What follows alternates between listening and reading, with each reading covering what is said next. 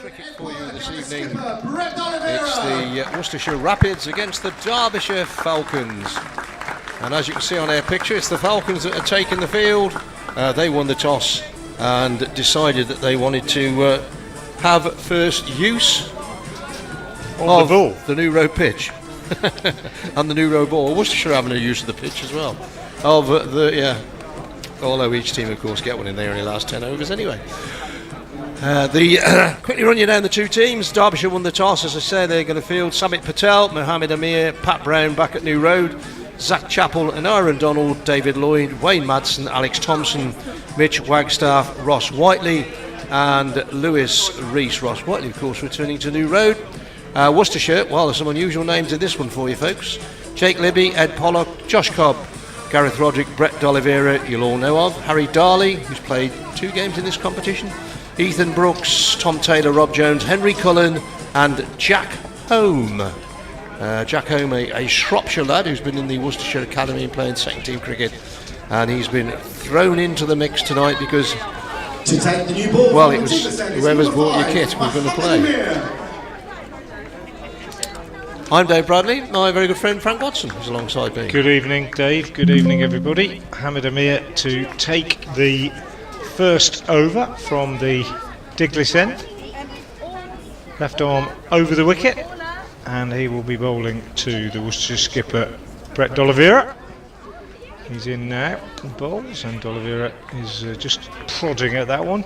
Dropped down on the offside, no run. Wicket keeper and Aaron Donald coming up from behind the stumps to field. I think it's the first game that Brooke Guest has missed for Derbyshire in any cricket, I think, since, well, a couple of years ago, I think. And Cam Fletcher was supposed to keep wicket, but he's injured. A late withdrawal, so an Aaron Donald, part-timer really, takes over the gloves. Here's Amir again, into bowl, full and wide to D'Oliveira. Has a go at it, misses it. Taken by that man Donald. So the Falcons winning the toss and choosing to have a bowl first. They'll be aware of what's gone on this ground. Previously, we'd said up until the last game here that average score was about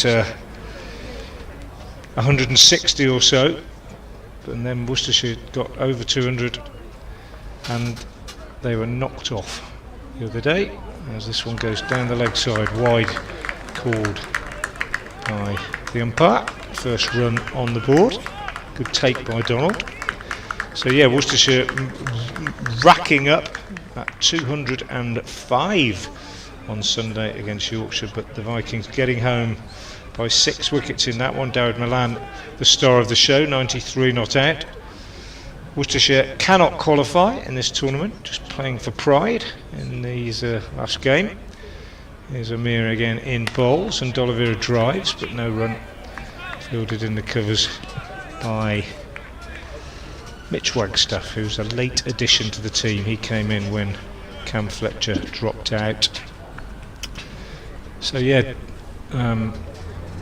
just looking at the table, I think Derbyshire, they need to win their last 2 games and probably rely on 1 or 2 others getting the results that would help them. They are currently 7th in the table with 11 points from 12 games. So this one and 1 more to play. Worcestershire 8th. D'Oliveira drives. This one just short of Samit Patel, short extra cover. Good start this from Amir. No runs off the bat yet. Yeah, I think they've got to win 2 and hope that Northants and Leicester. Yeah, 1 or 2 results have got to go their way, I think. Hasn't been a great campaign for Derbyshire. Hasn't been a great campaign for Worcestershire. Worcestershire in Division 1, of course. Derbyshire, I think, also struggling in Division 2. Hasn't been a great season for them at all generally. This one again is a dot ball. Amir very full. D'Oliveira unable to get a bat on it, skids through to the keeper. So a great start for the Falcons here in the shape of Mohammed Amir. So far 5 deliveries gone. The only run on the board is a wide. can't do much better than that. D'Oliveira will be very much hoping that he can squeeze one through off this last ball. Otherwise it will be a very, very fine start for Mohamed Amir. And he comes, and D'Oliveira can't do anything with that either. Fantastic first over, just one run coming from it. Great start to the power play for the Falcons, and a pretty ordinary start from Worcestershire point of view. Lovely evening, decent crowd in, will grow as the evening goes on, and for once I think, brothers, we won't have any problems with light towards the end of the game. You would hope not. Yeah, it's funny, Thursday's a strange, not strange, but it's an unusual day to play T20 cricket, and I just think an evening like this, if it was played on a Friday, would probably draw a much bigger crowd. Alex Thompson to bowl from the attack for Derbyshire Falcons at the New Road end. It's number 15, Alex Thompson. There you go, did my job for me. Yeah, it's been a sticky old day. Although I tuned into the golf for a few minutes this afternoon. First ball 2, pushed away on the offside, and it was chucking it down. But if you play golf in Scotland this weekend, All part of the charm of playing the Open in Scotland. well, yeah. Driven down the ground by Ed Pollock, 4 runs. Yeah, it is, and it's the annoying thing about golf is that you go out later in the day when it's pouring rain in the morning, and you're just different weather conditions altogether. 5 on the board.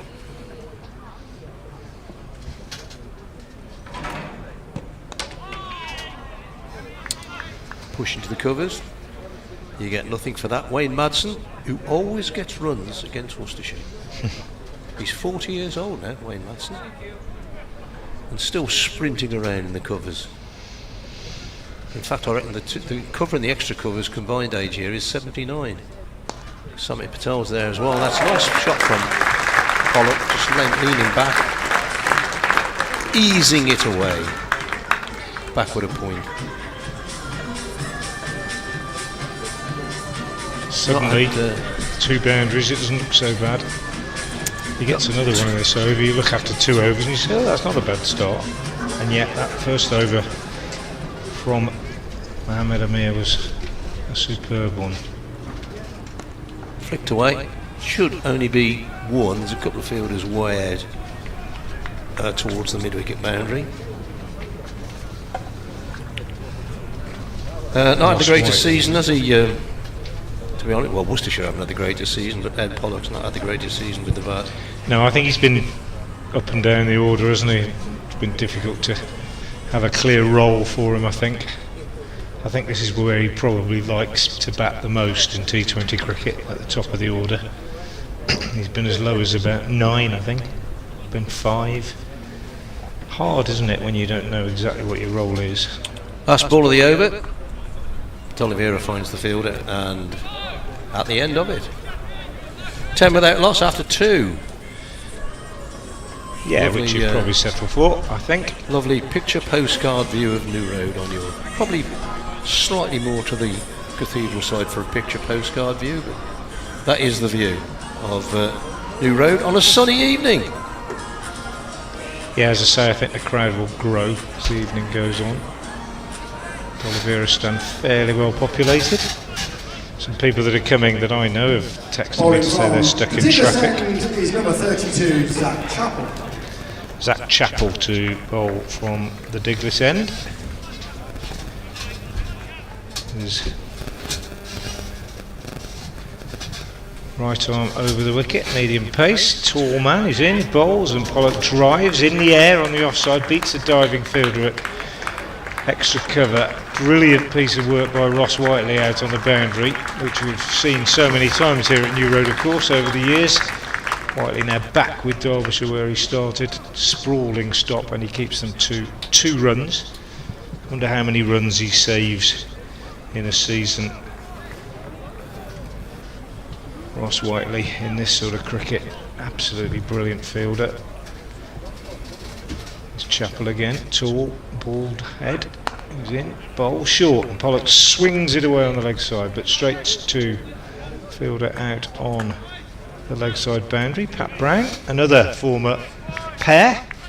Still number Former 36. Rapid. I note. He's number 36 at Worcestershire. He's number 36 at Derbyshire. And just a single for Pollock. So 13 without loss. Halfway through, or 2 balls into the third over.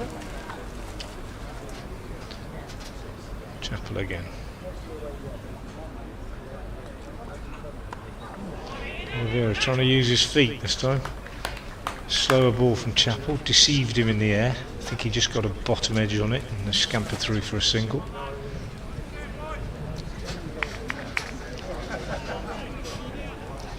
Yeah, just about the best evening that we've had at New Road this season, I think, in terms of the weather. Glorious sunshine.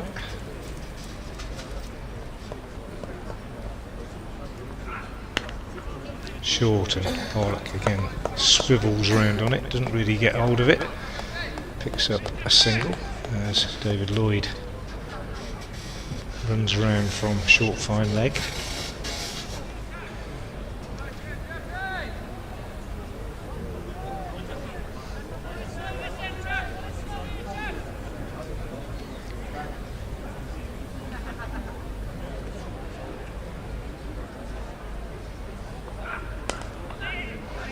Delivery from Chappell, just angled in at the right hand of Oliveira, just stabs it away on the offside for another single. Tidy from Chappell so far in this over.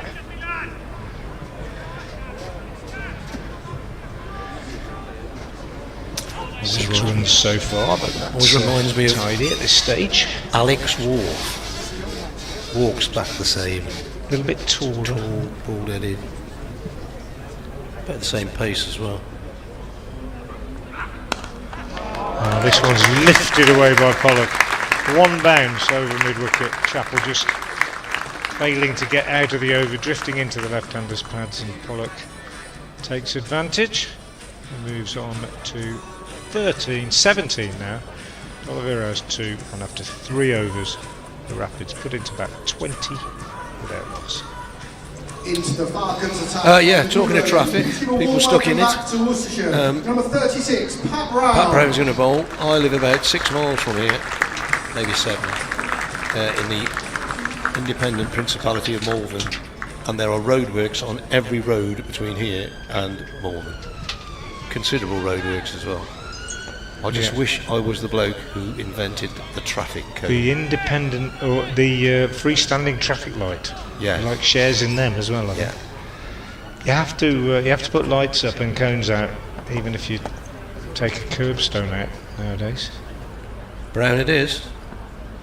And that's away, high in the air, over the third man, big top edge for 4. Pat Brown leading wicket taker for the Falcons in this competition this season with 17.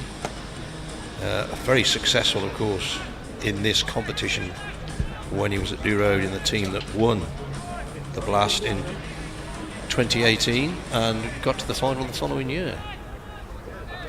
Earned him a call-up for England. I think he played 4 times in the end for England. And this is high in the air. He's going to go here. It looks to me as if Wayne Madson's underneath it, and he's taken it, and Worcestershire lose their first wicket. It's not Madson out there, I do apologise. I have misnamed the fielder. But yeah, Brett Oliveira is getting underneath that one. Couldn't get it over the inner ring. So he's away. Just having a look, that is caught by Mitch Wagstaff. Yeah. For 6. Josh Cobb, the new man.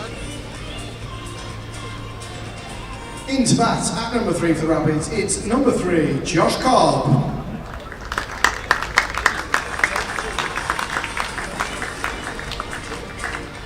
Yeah, he's been out like that a few times, hasn't he, Brett Oliveira? Caught a third man or throwing the hands at a loose one early on. Just not quite in rhythm at the moment. In the middle, it seems to me. Well, he's making missed just 6 tonight. He did make 42, to be fair, on Sunday off just 28 balls. So it'd be a bit unfair to say he's out of form, but he hasn't really been at his best in this competition this season. He's like a lot of the Worcestershire teams, not played in it regularly, really, to injuries. That's well bowled by Pat Brown.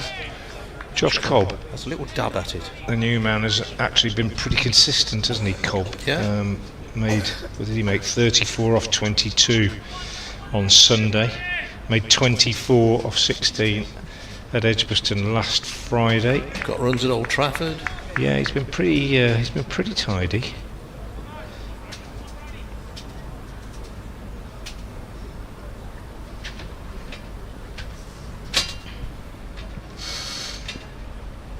Another flash, and the ball goes past the outside edge of the bat. Looking down suspiciously at the pitch. This is the 4th game to be played on this pitch, so I'm reliably informed. There were 2 Central Sparks women's games played on it, and The Yorkshire game. T20 against Leicestershire. I think. Leicestershire, was it? So I got told off One the other day. across from the Yorkshire one. I got told off the other day for spouting off about pitches, so Who by? I can't tell you, but I consulted the man who knows, or should know anyway. Another one. Clever Wide change ball, of pace. wide ball called by Clever Richard change of Illingworth. pace. Pat Brown turned around thinking, going to grimace at the umpire, and then he realised who it was. You're wasting your grimace. Yeah, you're wasting your grimace, and he is #1 umpire in the world He is. for the last 2 years, so don't bother. Must be frustrating if you are, an English or a British, a UK Test umpire. You don't get to umpire Test matches in this country anymore. Brown's next ball, and a dab at this one, and he's got it past the infield and down to 3rd man for 4. Even the dynamic Ross Whiteley couldn't get around for that one. Cobb off the mark.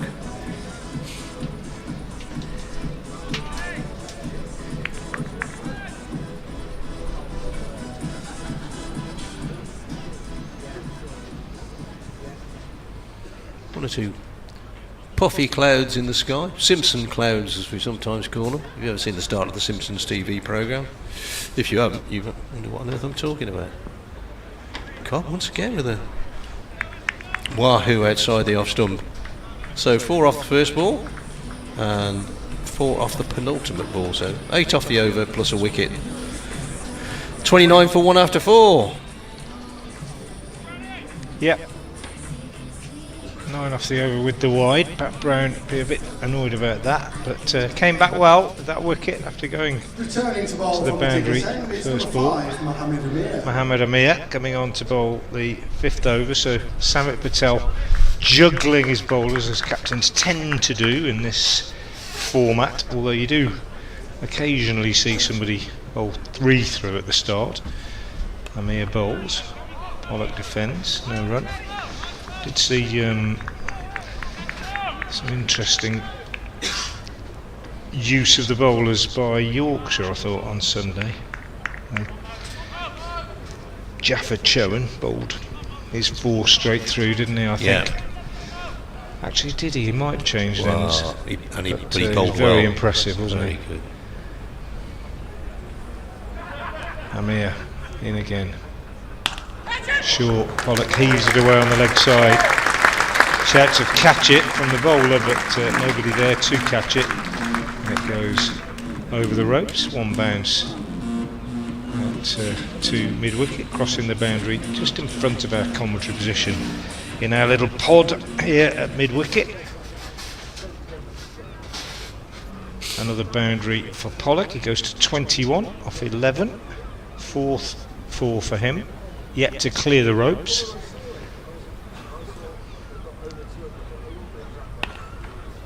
Cuts this one away just for a single.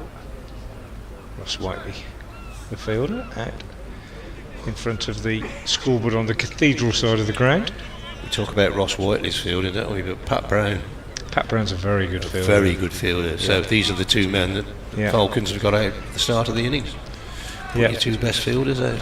And they've done it so many times for the Rapids. Amir to Cobb for the first time. Nice change of pace. Well bowled. So Worcestershire with a very inexperienced line-up tonight. Ethan Brooks, Jake Libby, Gareth Roderick, Rob Jones and Tom Taylor, all names that you'll be pretty familiar with. But after that, Jack Home, Shropshire lad, making his debut.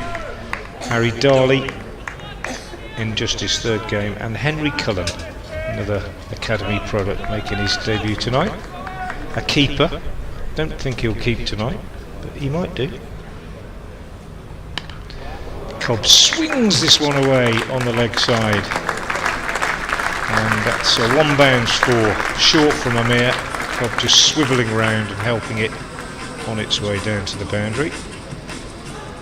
His second boundary, he goes to 8. Yeah, I wonder if Henry Cullen might keep wicket and Gareth Roderick might have a night off with the play just as a batter. I don't know. He might just play as a fielder and come in and have a little dart later on with the bat, perhaps.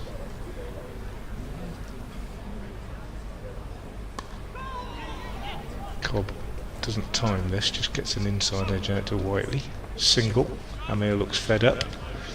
Change of pace again, I think. Quite clever from him. At the end of the over, Samit Patel begins his loosening up exercises, suggesting that he'll be bowling fairly shortly, probably after this over from Pat Brown. Often get the spinner coming on, don't you, for the 7th over at the end of the power play. At the end of the 5th over, 10 runs coming from it. 39 for 1, the Rapids put into bat by Samit Patel tonight.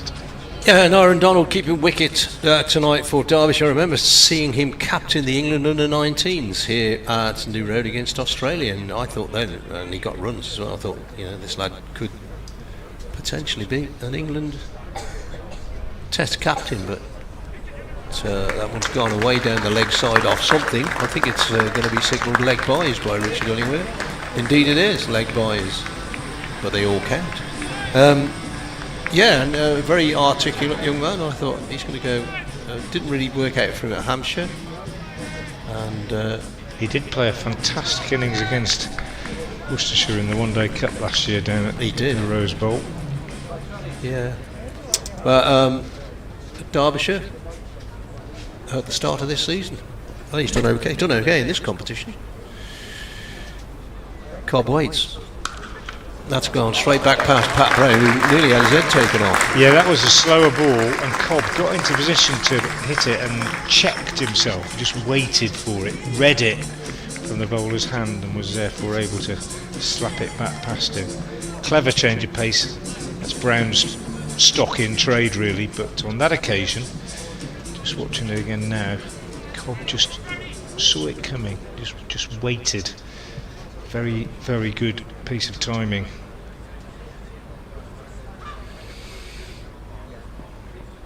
Up on his toes this time, Cobb. Shorter delivery. Dabbed away.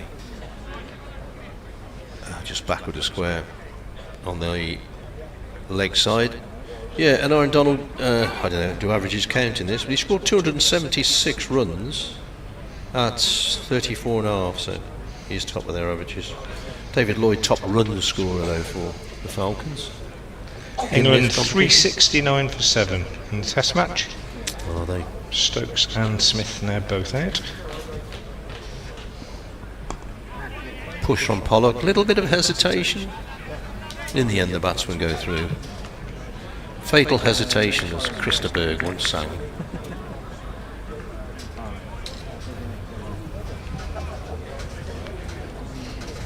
So, decent power play. 66 for 1 on Sunday when they went on to get over 200, but less than that. But if you're only one down, 2 balls left to keep that situation. Cobb goes big, high in the sky, but is it going to go over the rope? It isn't. That's a very well judged cast by Rees out on the boundary. He knew where the rope was. He looked round to see where the rope was and took the catch Didn't really get on, didn't really come off the sweet spot there from Josh Cobb, but a well-judged catch, and Pat Brown gets the wicket. 2 down for 49, 1 ball left of the power play. My fault, I suppose, talking about it being only 1 down in the power play. And at that point, Josh Cobb hit it reasonably well. It looked like 6, didn't it, when he first hit it, coming straight towards us. But as you say, Lewis Rees is underneath it, and he just checked exactly where he was and judged it well. There's a Josh Cobb, 3 fours in his 14, but he's out off 11 deliveries, and Gareth Roderick is the new batsman.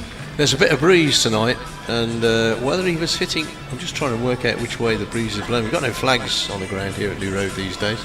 It may have been hitting against the breeze, so a bit of breeze just cooling it down slightly, but don't know what the temperature is at the moment. Got to be high 20s, I would say. Yeah, it's very warm, but we shouldn't complain, and it's going to change on Saturday, brothers. Yeah. And I'm going camping next week. Well, in Wales. It's bound to rain, isn't it? Well, the thing about Wales is once it starts raining, it doesn't know when to stop. Last ball of the power play, and it's just pushed into the onside. Wayne Madson, the fielder, and that's the end of it. 49 for 2. I suspect that both teams will be reasonably happy with that. Derbyshire in the kept Worcestershire under 50 and picked up a couple of wickets. Worcestershire lost 2 wickets in the power play, but have built a bit of a base. Ed Pollock's been in there now for a while. What's he faced? 13 balls for his 23.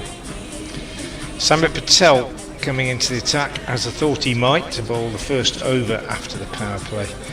And well, it still seems strange to see Samit Patel in anything other than a Notts shirt. He must have a wry smile to himself when he sees how Notts have fared in this competition in his absence this year. He was there at Trent Bridge that Thursday night towards the start of the competition when the Rapids beat Notts. Comes in over the wicket to bowl to Pollock, who drives his first ball straight down the ground and then gets a single. And he gets through his overs really quickly as well, Patel. Such an experienced campaigner. I think somebody will text me, tell me I'm wrong.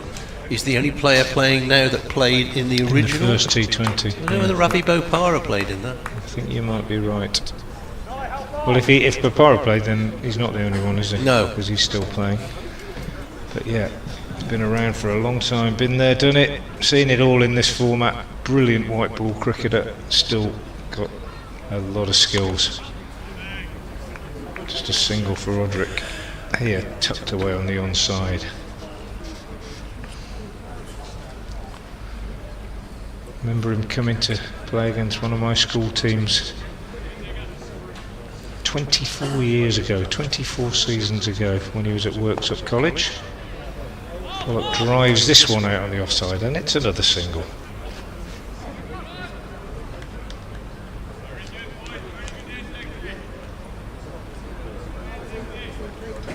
Stands at the end of his run, just spinning the ball from one hand to the other, and he's in again now, and bowls, and Roderick cuts, drives off the back foot really on the offside, but doesn't pick up a run. Straight to fielder David Lloyd at short extra. Patel again in, bowls, Pollock sweeps nicely, played that well, knew where the gap was, missed the fielder at short fine leg, and picks up a boundary. Takes him on to 29, I think. Oh, I beg your pardon. It was Roderick. It was a reverse. Clever shot then. Completely did me. I was looking through the window instead of at the monitor. So clever from Roderick. As I say, knew where the gap was. And he takes a single off the last ball as well. So end of the 7th over. 57 for 2, so 8 runs coming from it. Worcester should be pretty happy with that.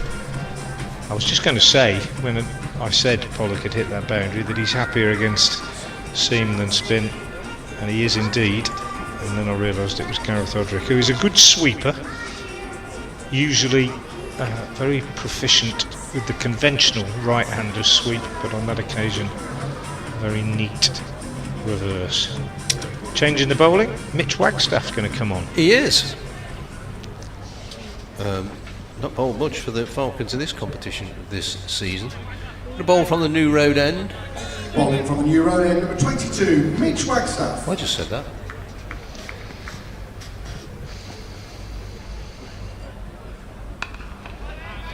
On the back foot, push back down the ground. Bit of a Darryl Mitchell, isn't he, Mitch Wagstaff, the way he bowls, that sort of. He's probably not really a spinner, just sort of pace off. Darryl thought he was a medium pacer though, didn't he, Darryl? Until the end of his career, and I think he realised he wasn't even that quick. Yeah, it's better to say. Dab. Could be a couple here. Chapel on the chase. 2 it is.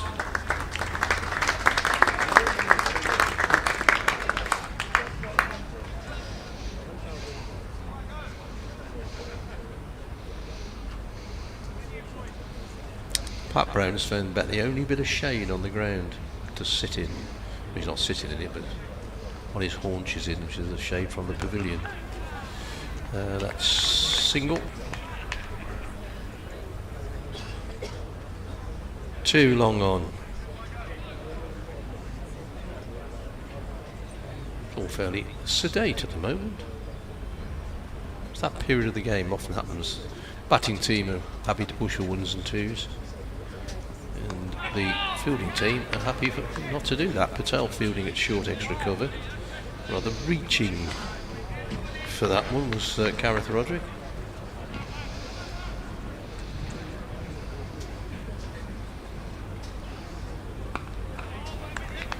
Just a single. Whiteley patrolling. Oh, he's going to get a nod from the umpires there. 2 bounces back to the keeper. They like 1 bounce. If you're outside the circle, 1 bounce back to the keeper. Or none. Or none, yeah. So you might get a little nod at the end of the over. Down the ground for 4. Split mid on and mid off.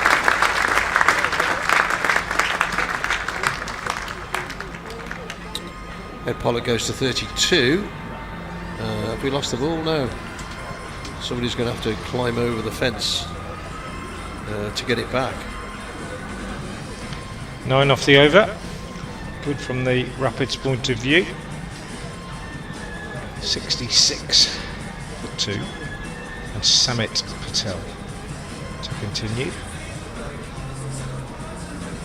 To continue from the Diglis end, it's number 21, Samit Patel. Ed Pollock just calling for a drink. Not to blame him. He's only been out there for 8 overs, but it's a very, very warm one here at New Road. It really is.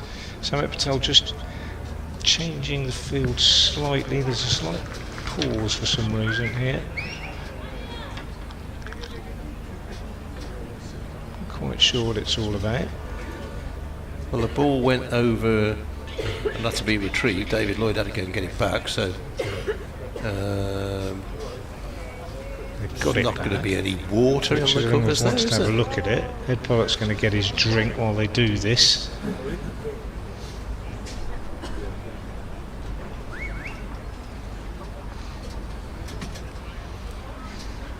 No, Ed Pollock's not going to get his drink. Richard England says, "Oi, get off," to the 12th man who made his way out there.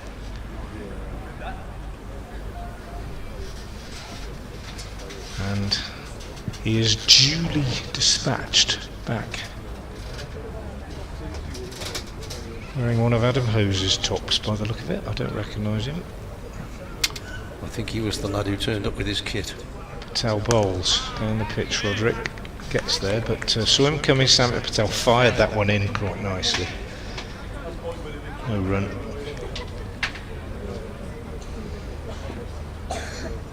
Roderick goes for the reverse again, and he plays it expertly. All the way, this time for 6. Beautifully executed switch hit from Gareth Roderick. He didn't do that when Samit Patel started playing in this competition. He's probably still at school, wasn't he, Gareth Roderick? He was, wasn't he? That's 20 odd years ago. He didn't do that. Beautifully played. Patel is unfazed. Just floats the next one up just on the leg stump. Good running though from Roderick, coming back for 2. Knew he hadn't hit it very hard. Good shot from Roderick. Goes to 14. Patel, 8 off the over so far. No need for any heroics from any batsman. Roderick goes to the reverse again, and again executes it beautifully.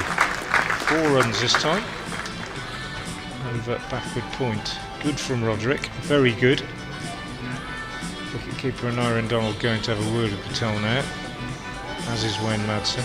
I shouldn't think there's much you can tell Samit Patel. I don't mean that rudely, but he's seen it all before. He can work it out for himself, I would have thought. Yeah, he's moving Pat Brown. Moving Pat Brown round, so he's going to defend the boundary. He's going to say, well, you can play that. But we're having a man back at deep backward square now. See if you can hit me in front of square. And Roderick is out, caught and bowled by Samit Patel. Chips it back, and Samit Patel, very pleased with that, jumped up and takes it in his wrong hand, very left-sided. Although he bats right-handed, and it's Gareth Roderick, a very useful, rapid 20, but it comes to an end, as I said, no need for any more heroics really. And to be fair, he wasn't really looking for anything heroic, just looking to push it on the onside, but he just chipped it up in the air, and a good grab by the bowler. Number 77, Ethan Brooks. That's, with all due respect, being one of the members of the larger person club, that was a very good catch. Leaping above his head to take it one-handed. Yeah, but if you can't catch him off your own bowling, brothers. Yeah, that's it. But you can tell how pleased he was by the way he chucked it up. But I also think he was pleased, having been hit for 2 boundaries in the over, 12 so far off the over. He was pleased with the dot ball as much as anything. It was a nice little cameo from Roderick, 20 off 13. The men out then, Dolliver 6 off 11, Cobb 14 off 11, and now Roderick 20 off 13. Pollock's been there since the start, he's on 32, just been joined by Ethan Brooks, no stranger to a reverse sweep himself. No.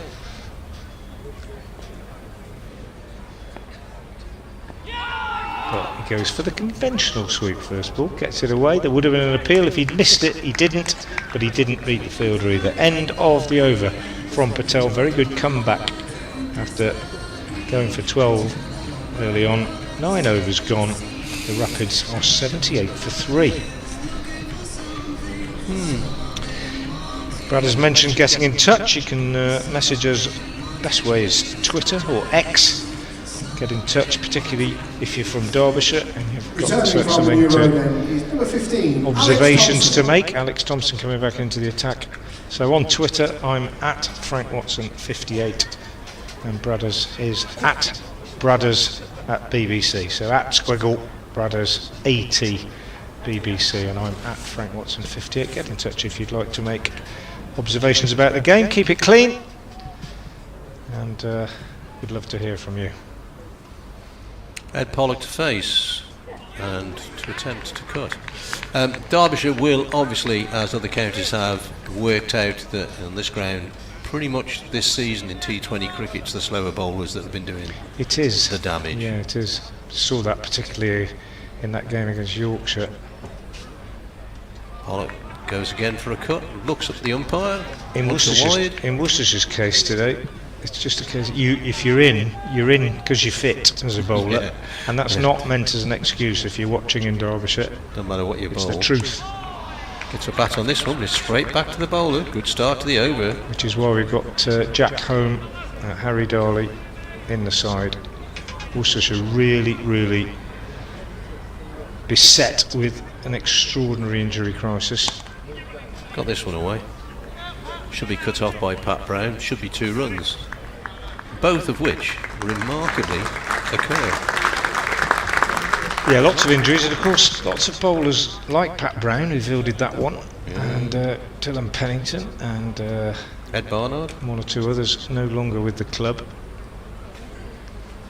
Saw Ed Barnard the other night at the quiz, didn't we? We had a quiz for Joe Leach's testimonial the other night. Ed Barnard was there. Good to see him. What's going on here? Oh, is he? I think he just found picked up a stud, a spike or something on the ground, I think.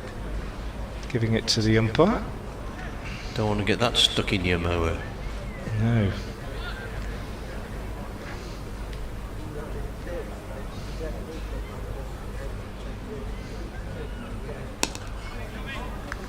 Brooks this time for a single.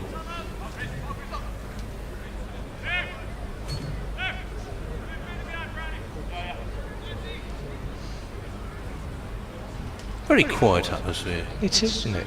Not quite buzzing, is it yet? I think the crowd are waiting for something to happen.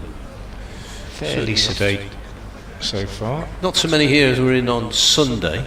No, that was the best crowd I think we've had, wasn't it? Apart from maybe the Bears game. Yeah, which was apparently sold out. That's a good shot from Brooks. Pat Brown will cut that one off. He likes a sweep. Good end to the over. It needed to be because it had been a very tidy over up to that point. 7 runs coming from it. Halfway point, 85 for 3. So yeah, that's just about on course with the sort of thing we've seen most of the season in the games here at New Road. Sat down there. They have brought a drink out for him, so I think he's suggested to the umpires that I'm not carrying on unless I get a drink. It's no, to sit here. It is very, very hot. It is. He has got a drink on now. It is very hot. We're hot here in our box.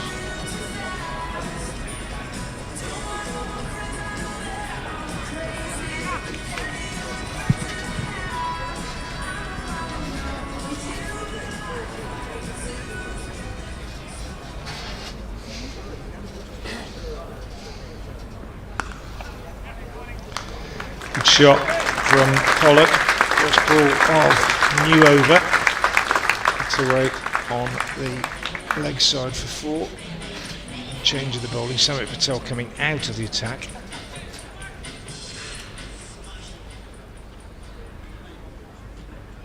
And it's Mitch Wagstaff in again with his little medium paces. Pollock lets that one go outside the stump. You don't see that very often in T20 cricket. Not in the 11th over. Just occasionally, I suppose. You mind it's a little bit scrambled out there in the middle. Pollock waits for this one, flat pats it out for a single.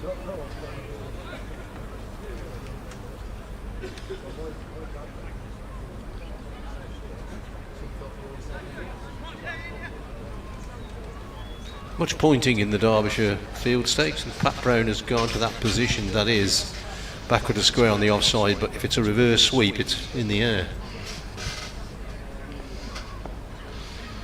There's Wagstaff again in, bowls. Brooks goes for the reversed, misses it, taken by the keeper. Good take actually, very full. View a bit obscured by Brooks moving across. Wagstaff again in, bowls. Brooks moves across again, drives on the onside this time, just for 1. What do you reckon then? You're still looking at about 160, aren't you? I suppose 90, 85 at the halfway. Maybe you'd hope to get another 100, but a very inexperienced lineup. No Adam Hose, no Matthew Waite. Wagstaff bowls, tidy, dot ball, or bowl Mitch Wagstaff, good over at this point. 6 runs coming from it, 11 gone, 91 for 3. Derbyshire with a lot more to play for than Worcestershire tonight. They need 1 or 2 results from other sides to go their way, as well as winning their last 2 games, but they can still qualify. Worcestershire can't, of course. Ed Pollock sat down again now. He's got a new stud been taken out, or a spanner perhaps been taken out to fit the stud that he gave to Richard Illingworth. So we've got a slight break in play. But it's a warm one. He needs to stay there now, Pollock, doesn't he? Needs to be there at the end. He's been there since the start. He's 40 off 27. It's hard to say be there at the end, but given the inexperience in the lineup and the type of batsman that Worcestershire have got to come, and I don't mean that disrespectfully either, but you've got Rob Jones and Jake Libby Tom Taylor to come, who don't tend to be big boundary hitters. Here's the start of a new over. Alex Thompson coming back for 2 for a push to mid-wicket. And then you've got Tom Taylor, who can clear the ropes, but after that it's a fairly inexperienced lineup. He got that away. It's in the air. Could be safe. It is safe. Pat Brown's going round. Can he cut it off? No, he can't. Got more bat on that. Yeah, I thought it was going straight up in the air originally, as indeed did Pat Brown, because he was racing round towards it, but it's made its way over the rope.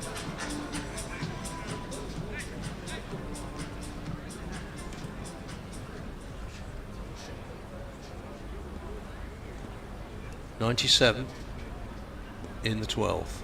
Gone again. Hasn't got all of this. This could be out. This should be out. Oh, it's landed between 2 fielders.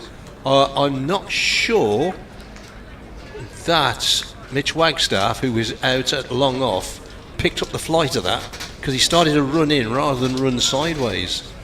But yeah, a couple of bits of good fortune there, methinks. And they only ran 1. Pollock. Pat Brown, the fielder.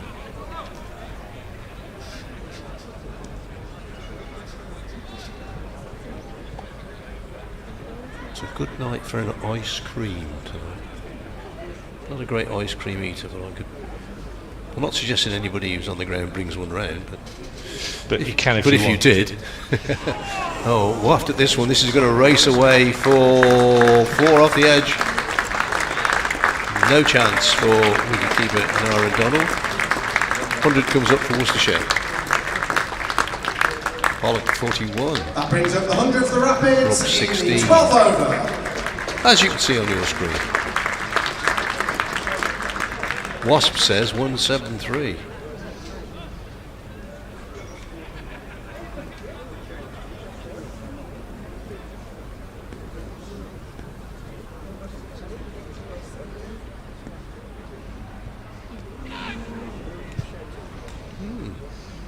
Yeah, a little bit of a way drift there, as indicated by batsman Brooks. End of the over. 4, 5, 6, 10, 12 coming off it. Yeah, 12, pretty good at this stage, but as you say, a couple of bits of good fortune for Ethan Brooks, particularly the second one. Didn't hit it very well and sort of lobbed up in the air and landed between 2 fielders. Returning from the team ascendants, number 5, Mohammed Amir. A couple of messages. Frank Bascom says, please don't read out the test match score. I've not followed it and I'm going to watch the highlights later. Well, good man. It's not all about you, Frank. No. Mohammed Amir. But I see your point. From the Diglis end. Slower ball. Well, I say slower. It can't really be a slow ball if it's the first ball of the over, can it? But slower than he might have suggested it was going to be. And Pollock waited for it and got a single. And Mike Andrews says best innings I've seen from Pollock this year. Yeah, that might fair enough. One does wonder how he would have fared if he'd been opening throughout the season. And Mark Stevens says, brothers, are you able to comment on the ECB charge or even mention it on air? I have no idea what you're talking about. Have you? No. I'm not aware of any ECB charge that's been made, but maybe there's been one made today. Amir bowls. Brooks down the pitch, nurdled away on the onside. Wants 2, but Pollock doesn't, and probably just as well he didn't. Good fielding by Mitch Wagstaff. Would have struggled to get back. So maybe, Mark, you could send us another message and tell us a bit more, because maybe I've been too busy all day, one thing and another, and I'm not aware of any ECB charge, and I'll try not to read out the test score again. Here's Amir in bowls. Good Yorker, well bowled. Pollock can't do anything with that. Oh, here we go. Yeah, I did actually glance at this earlier.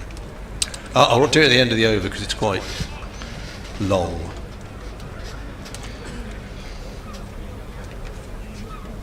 We're gonna get onto it, Mark. Well, it's a very long statement, but basically it's about Josh Cobb's bat. Oh, yeah. Okay. I saw that happen. You know. They knew, you know. They'd been tipped off about that, I think.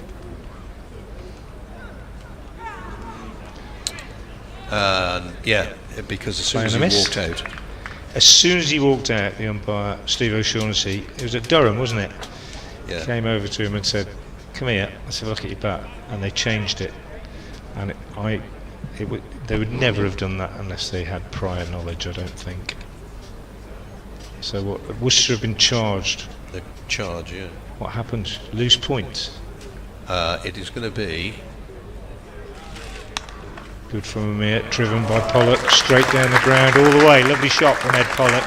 I said good for Amir because he's gone full, but he didn't quite get it full enough. And Ed Pollock capitalises. the charge will be considered in due course by the Independent Cricket Discipline Commission, though further comment will be made till the case is concluded, and at the rate that the ECB disciplinary committee normally runs, I should suggest you get a decision on Boxing Day. So there's not a lot we can say, Mark. No. But I did see the incident. I wasn't there. I was watching on the live stream. Heaved away by Pollock. There'll be two more. End of the 13th over, bowled by Mohammed Amir. 8 runs coming from it. Worcestershire are 111 for 3. And the strange thing is, and I may not have been concentrating, might have missed it, I don't think I've seen another bat Get checked. get checked in this No. competition this Although season. I was interested by Alan Richardson's comments about it, because he said, well, we got a back gauge in the dressing room, and if it didn't go through, we should have, you know, we were at fault really. Yeah. We should have known. So I did see it happen. As I say, what struck me about it was that as he walked out, the umpire went straight over and said, "Come here," whipped the back gauge out from his pocket and checked it. And there's no way that happens normally, unless I don't think Steve O'Shaughnessy. I might be wrong. I wasn't there. But I doubt that he watched Josh Cobb walk to the middle and thought, "Hey, that bat looks a bit big." Yeah. But anyway, Pat Brown's back on, and his first ball is a bottom edge that goes through to the wicket-keeper.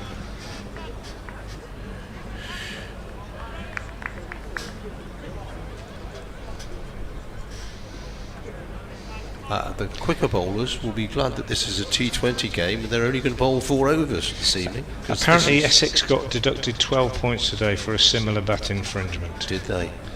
But I think Worcestershire you getting can't- deducted 12 points in this competition ain't You going to can't matter. take 12 points off the championship, presumably, for an infringement in this competition. No, can no. Good stop there you? I don't know. by the bowler. Given the way the season's gone, No great surprise. yeah. Yeah. What else can happen?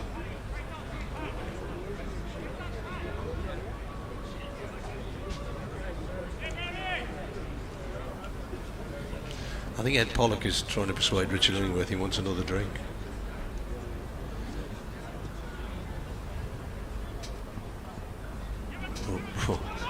That might have come off bottom edge Good glove. bowling. Glove, methinks. Leg by signalled. Leg by. Good bowling, wasn't it? That really. Slowed it Have down. to have a look at what it came off. The slow Off his bounce. arm down into his pads. Very cleverly bowled. Pat Brown, who was back in not too long ago for the Josh Baker Memorial Service, off the arm, I think. And spoke very, Spoke very well. well about his close friend. Not an easy thing to do. So 1 leg by off 3 balls in this over so far. Oh, a double-handed backhand, I'm going to call that. Novak Djokovic would have been proud of that. Just sat up and looked at him. Again, clever bowling. Difficult to hit those hard. You have to wait so long. Clever bowling, as you say. Just got a replay of that. Yeah, had to wait forever.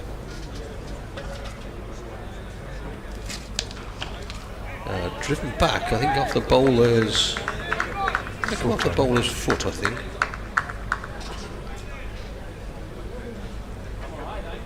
Just Just one more though. Good over. If he can get out of this over without conceding a boundary, it's a very, very good over at this point.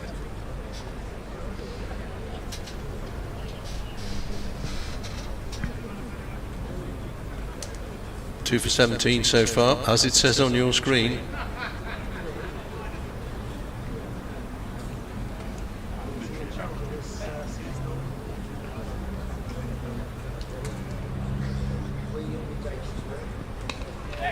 And it'll remain. Really well done. 2 for 17. Off 3, Samit Patel fields and immediately whips off his cap because he's going to bowl at the So we've got a birthday boy in the house wishing Henry Walker I got a message 11th birthday today. James McDonald.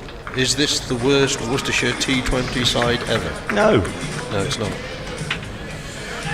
No, well, we isn't. don't think it is anyway. Well, it isn't. No, I mean there was 2 years ago, that's probably the worst Worcestershire T20 side I've seen. I think 2 years ago the campaign was horrible. This year, despite where they are in the table, if you've watched the games and followed them closely, you will be aware that in at least 5 games they've been very close, and 2 or 3 could easily have gone Worcestershire's way. That's a great shot. All the way to 6 off Samit Patel. Not an easy thing to do. 8-10 rows back into the stand at the Digley end. Lovely shot from Ethan Brooks. Yeah, a couple, 2 or 3 they should have won, and a couple more they could have won. And okay, I accept they didn't get it over the line, and that's mainly it's been because of poor bowling in the last few overs, I think. But given the injuries, etc., to say that it's the worst T20 campaign ever isn't, in my opinion, not accurate. 2 years ago, I think it was 5 captains. well the first 4 games an overseas were away. player who didn't appear to Yeah. have his heart set on it. I think it was much worse. This time slapped away for a single by Brooks, a rare misfield, but it doesn't cost any runs. They get a single, 120 for 3. But I think really they've been quite close this year in so many games. Old Trafford springs to mind. Patel bowls. Pollock drives straight back to him. Well, the game here was 3 balls left at the end when they lost against Yorkshire. There've been a few of them there. Ed Pollock's 50. Ed Pollock's 50, bringing up off 36 balls, including 7 fours. The other thing is about this campaign is that before you can call it the worst ever, wins away a packed Trent Bridge and Edgbaston tend to make it seem not too bad sometimes in some respects. Wide from Patel, and they go through for a bite, single. Fired that one in, doesn't often get the line wrong.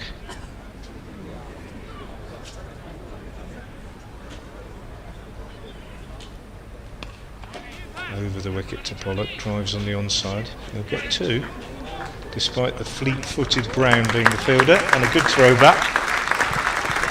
2 taken. Good over this. They needed a good over at this point, the Rapids, having taken only 3 off the previous over. That 6 off the first ball just eased the pressure.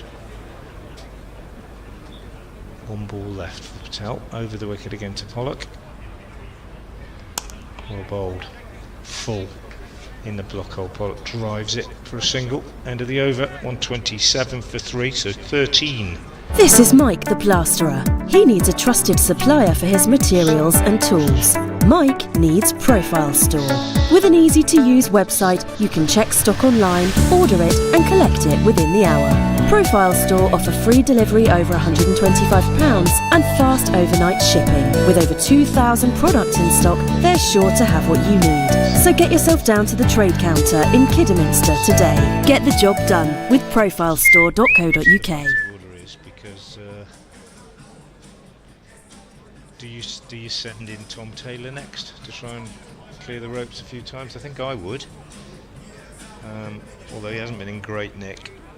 Do you send in Rob Jones, Jake Libby, and back them just to score off every ball? Depends on which one of these two's still in, I think. Zach Chappell back in. Ooh, that's high.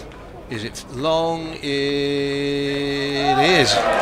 Sixpenneth went miles in the air. Just back cleared the boundary rope on the cathedral side.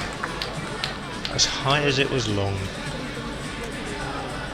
He hasn't hit that many sixes, Ed Pollock, has he? In fact, that's his first. Put on 55 He's these hits days. huge numbers of sixes in league cricket.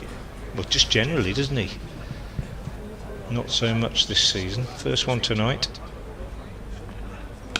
Got that one away. It's just short of Whiteley out at deep mid wicket. Speaking of six hitters, left-handers. Of course, Whiteley's hit a fair few in his career. 6 sixes off 1 over Yep. at Headingley in a game that Worcestershire lost. If I remember rightly. Matthew Waite nearly did it last Friday at Edgbaston. There's a few. 5 sixes and a 4 that landed about a yard inside the rope. You've nearly done it this season.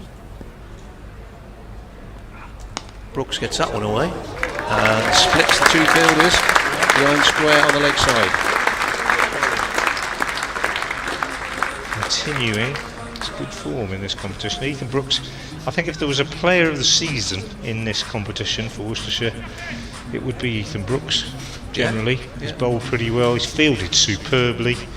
44 off 21 the other day against Yorkshire. 29 off 17 so far today. I've probably done him. Shouldn't be allowed to say things like that. 11 off the first 3 balls of the over, and that will probably be 12 because it is directly out to Wayne Madson, who's in front of where the chestnut trees used to be. The chestnut tree, singular, now is.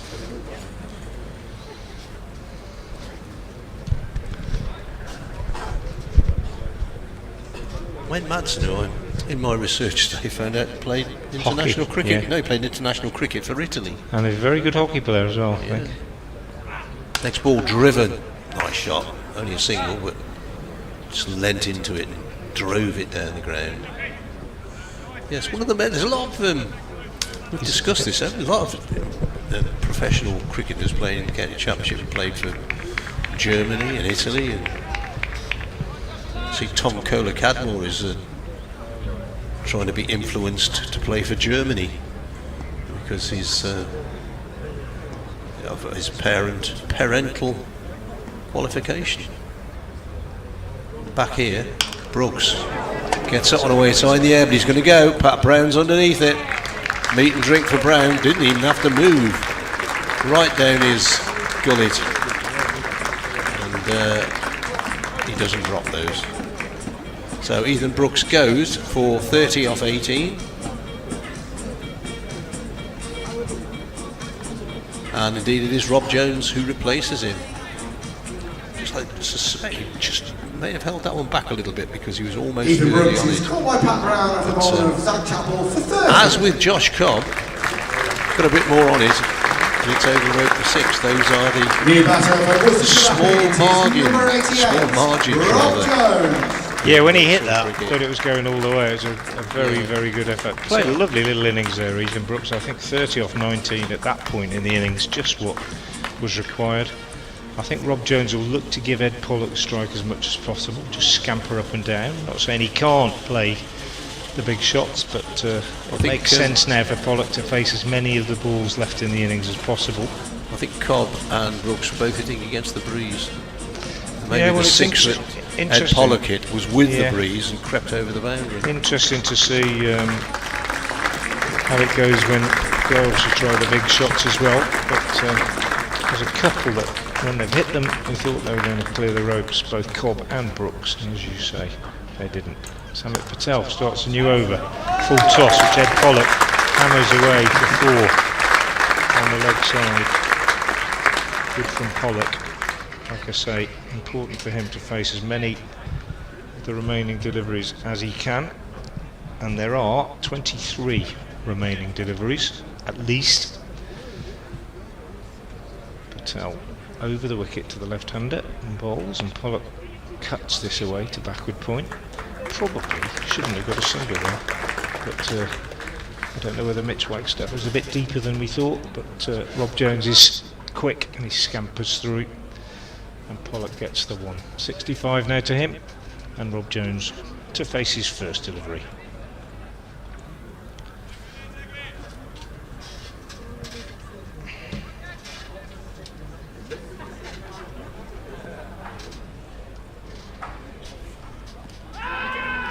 Taken on the pad, they appeal, ball runs away on the offside, they go through for a single. No signal for the umpire, suggesting that Jones got a little nick on it.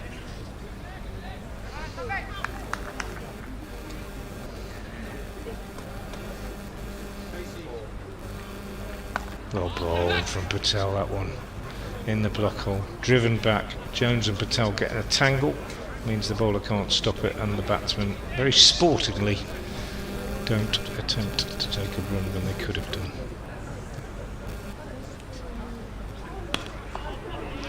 Full toss again from Patel, just a single. Good over, having gone to the boundary off the first ball, to have only conceded 3 off the next 4. Very good from the experienced Falcons captain. 1 ball left in his spell. 1 for 30, 1 for 40 so far, quite expensive for him. And this last one is driven by Jones for a single. So that's the end of the over. 8 runs came from it, 148 for 4, and Samit Patel, the first bowler to complete his spell. 4 overs, no maidens, 1 for 41. Wasp is saying 177. That screeching music you hear in the background is because the mascots Nile the crocodile and alligator are amongst the crowd, throwing goodies to those that can catch them.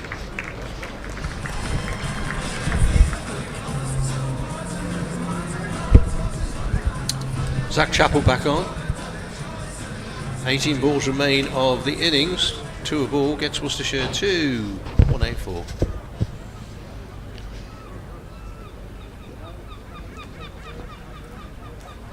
Jones to face. Good ball. Oh. Whoa. Wicketkeeper just dropped it. I must admit, I took my eye off it, so what's Richard Illingworth signalling? A bye. Yeah, just died on him a bit, didn't it? He's not the regular first choice. Done quite a good job tonight, I think. Not the second choice, is he? Done quite a good job, but that one just died on him a bit, eluded his gloves. Pollock gets that one away, it's in the air and it's gone. Whiteley comes round from almost square of the wicket, and again, as with the catch from Pat Brown, he ain't going to drop those. So Ed Pollock goes for 67. Comfortably his best innings in T20 cricket this season, Ed Pollock. 67 off 46 or 47. Now, Tom Taylor's coming in. Number 12, important. Tommy Taylor. He manages to find the ropes a few times, because otherwise what we're going to have here is a situation where they fall a bit short again, like they did last Sunday. And although they made 205, at one stage we thought they were going to get 220 or so, and it wasn't quite enough. Nice hand for Ed Pollock. Yeah, he's a popular man here. Yes, he's a nice fella. Taylor to face. Playing a miss.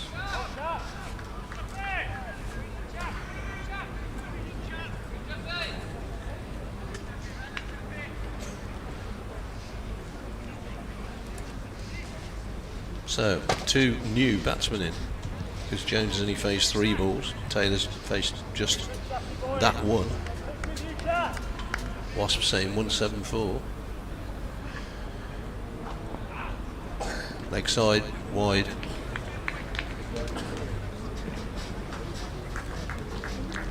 I think they'd settle for 174 now.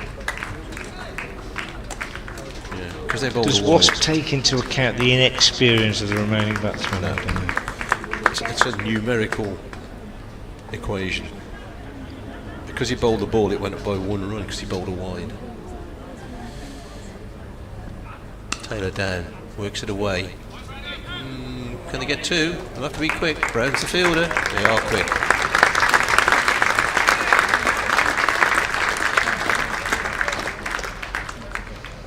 Had to turn his body there, Pat Brown. If he'd been to his right, I think they'd have been in trouble, but it was to his left, so he had to pick up and then turn his body to throw it.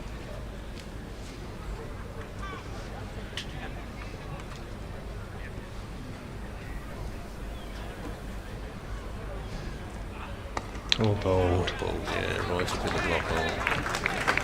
Can't do much better than that at this stage. Get one up in the block hole like that. That's what we've seen the Worcestershire bowlers trying to do at this sort of stage throughout the season, and they've failed. I mean, that one thing the chap before was saying about, is it the worst T20 campaign ever? You could say, perhaps. Don't know what the figures would say. Got this one away, down the ground, it's going to bounce just in front, and in the end it's one of those, if you miss it and goes for 4, you look a bit of a wazzock, but Lloyd did well there. David Lloyd came in thinking he could get the catch, realised he couldn't, and made sure he got something in the way. So just a single. We got 2 overs left. 6 off. Good over. 154. 5. Be 20 off the last 2, methinks.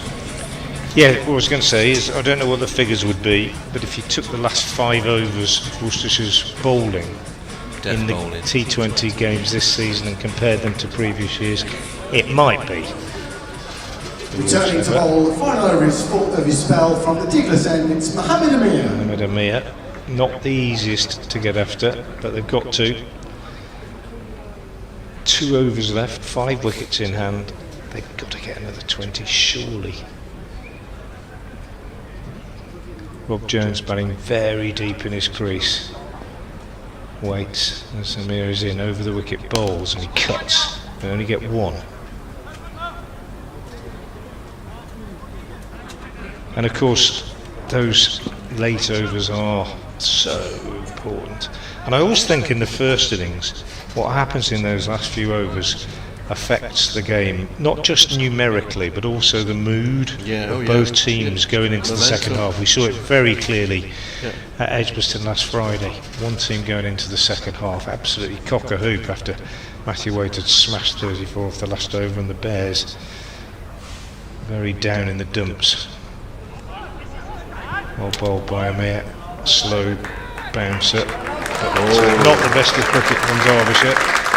So swing and a miss by, he went through to the keeper, bounced off him, fielder picked it up and threw it, and well, it was just all of it of a mess from a Derbyshire point of view, and they conceded 2 when they really only should have conceded 1. In fact, yeah, not good from the visitors, good from Amir, who bowls here and again takes the pace off that and does well enough to restrict Taylor to a single. Clever changes of pace from Mohammed Amir throughout this spell, and from Pat Brown, who I think will probably bowl the last over. Pat Brown's figures excellent, 3 overs, no maidens, 2 for 17 so far. Amir in his 4th over, he's also been extremely economical.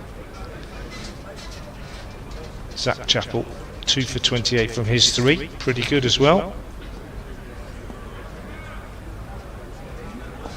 Good effort from the Falcons. Jones tries to get funky here, tries a little reverse scoop, doesn't get it onto the end of it. Dot ball, well bowled him here again. Yeah, that's a pretty ugly shot, isn't it? We've said this so many times before. When it doesn't come off, it looks horrible. When it comes off and the ball sails over the wicketkeeper's head and into the crowd, everybody goes, that's a great shot. But I think of missed shots in cricket, that's the ugliest. There's Amir again. wide this time. Can't reach it, Jones. Did he get an edge on it? He did. Down to the boundary. No, 4 byes. I'm surprised it's not signalled 4 wides, if I'm honest. I thought that was very wide. Have to have another look at it. But anyway, 4 onto the total. 1 ball left in the 19th. 162 for 5. Let's have a look. Watching a replay. It's maybe just inside the blue line. Bit rough on A the bonus. Well, the 6 bonuses in this over.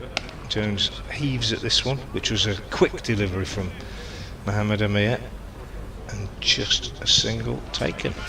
Pretty good over, 163 for 5 at the end of it. So 9 runs came from it, 6 of them were byes. Yeah. Well bowled. He finishes with figures of 4 overs, no maidens, no wickets for 22. I can tell you the other bowlers that finished, sorry Brad, There you go. Mitch Weststaff 2 overs for 15, Alex Thompson 3 overs for 28, Zach Chappell 3 overs, 2 for 28, and as we said, Samit Patel 1 for 41. So they've been pretty good, the Derbyshire bowlers. They've been fairly tidy. It's not often you see Samit Patel being the most expensive. Yeah, just to explain, we get the replay because we've got a replay on a little screen here. So unfortunately, you don't get the replays at home or wherever you're watching. But we've managed to get them on here. So something that will be sorted out. It's improved every season, the coverage here of the T20. Brown bowls clubbed away. White is after it out on the boundary, and he's missed it. There you go. Put that in your diary. Ross Watley misfields right in front of the Graham Hick Pavilion, probably not the best place on New Road if you couldn't have misfield. It was never an easy stop, but it's the sort of thing that we've come to expect him to keep on the island. So 163.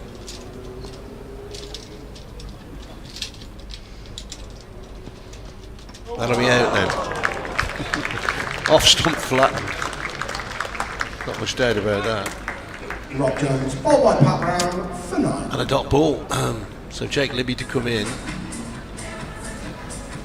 after him. New batter for Worcestershire Rapids is number 2, Jake Libby. You've got the likes of Harry Darley, Henry Cullen, Jack Brown. Henry Cullen scores quite a lot of runs in league cricket, so he's not an idiot with the bat, but he's of course grossly inexperienced at this level.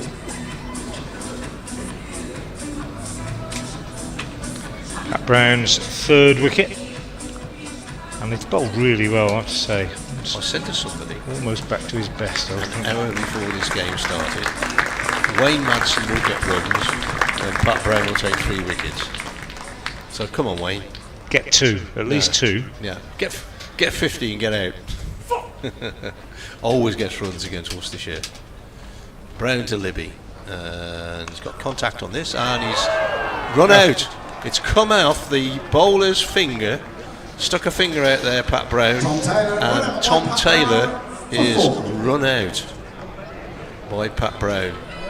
And trust me, because we've seen this a couple of times this season, and Tom Taylor did it in a match New earlier batter this for season. Worcestershire Rapids on debut.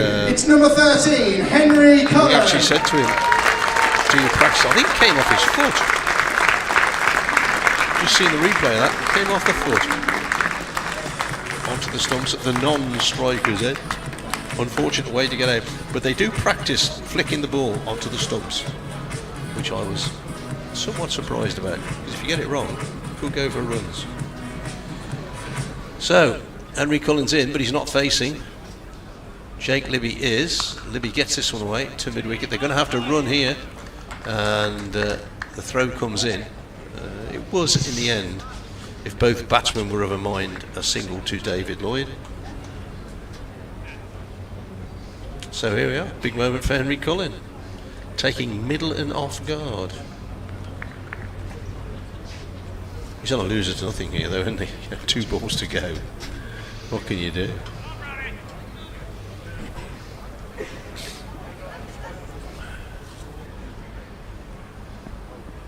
Well, he can get a bat on it, it's high in the air, he's going to be caught. Samit Patel comes round, So in this final over, Worcestershire have lost 3 wickets. Harry Cotton caught by Samit Patel off the bowling of Pat Brown without scoring. The new batsman has got to face, because that's the way it is in cricket these days, Jack Home is New the new man batsman. in on his T20 debut for Worcestershire, number 42, Jack Home. It's actually number 24, but there you go.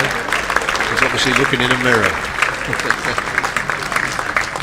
Correction, number 24, Jack Thank Home. you, well done, Joe. So last ball, I think Worcestershire will be a little disappointed that they haven't got up to that 175, 180 mark, but we've seen matches won with 168 on this ground earlier in the season. So Jack Home, something he'd be telling his grandchildren about in 40 years' time. The day I faced the last ball against Derbyshire and hit it for 6. Well, certainly the first bit's true. Let's see if he can do the last bit. He can push it away on the offside, so he gets a single. 5 short of the green. Falcons will be pretty happy with that, I think. 169 for 8. They will fancy chasing that down. 169 for 8. And Pat Brown finishes Pat Brown with 4 finishes for 4 overs 22. with 4 for 23. 4 for 23. I missed the last run off. 4 overs, 4 for 23. You'll be very happy with that. So, is it enough? Is 169 enough? Can the Falcons get 170 to win? You can find out by joining us in about 10 minutes' time. The pulpit.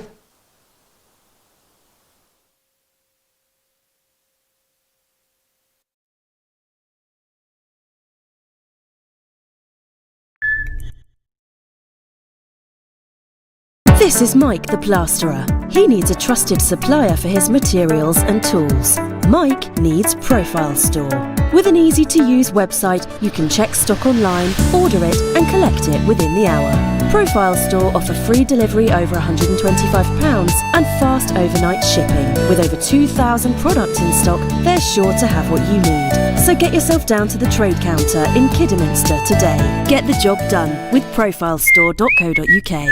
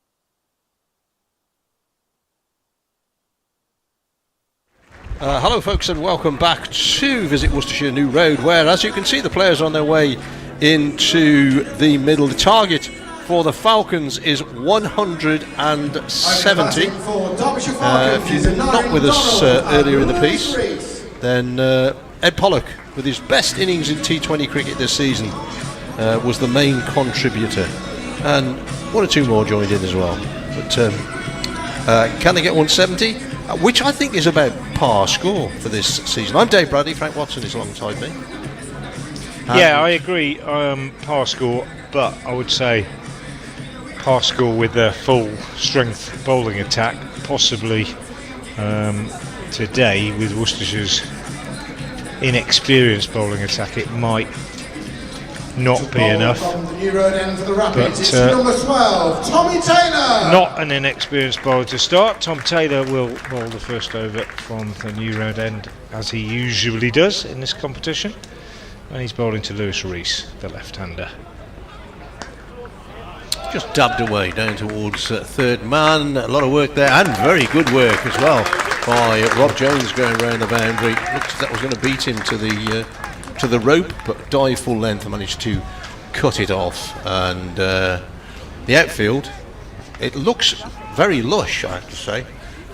Looking at the outfield at Trent Bridge today, that was starting to go a little bit brown, but this looks very lush because they put all sorts of fertiliser on it. I think I should probably get told off and say you don't know what you're talking about, but it's quick was what I was trying to say. Taylor's next ball pushed into the offside, a loud shout of weight on, and easily wrapped up by, well, just watching umpire Harris has been on his, umpire Illingworth rather, has been on his radio a couple of times, so I don't know whether something is wrong. Lewis Rees a facing, what's he done this season? On my list, averaging 13.5, so doesn't always tell the story in T20 cricket. He's dabbed that one down, that'll be a single.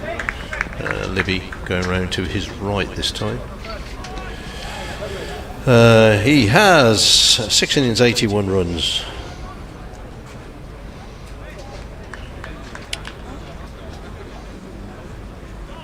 Not always sure about averages in cricket, particularly in 4-day cricket or longer cricket. Get 50 on a difficult pitch against a good bowling attack is worth a lot more than 50 on a flat pitch against a not very good bowling attack. So I think over a season it, in inverted commas, averages itself out.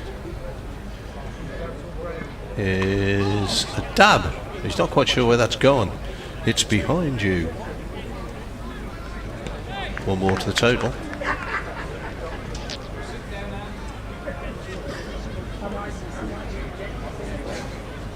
Quite a few in the crowd making their way back to their seats.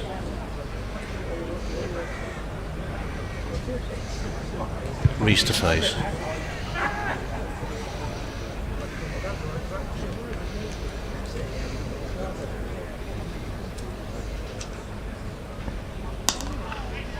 Well, sure, they're going for one here, and they'll have to be quick. They are quick.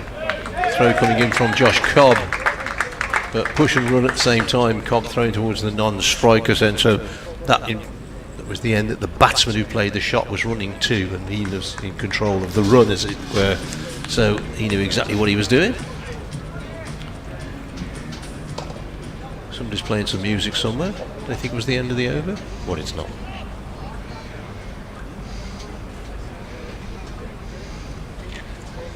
Batting on middle and off here, I would say.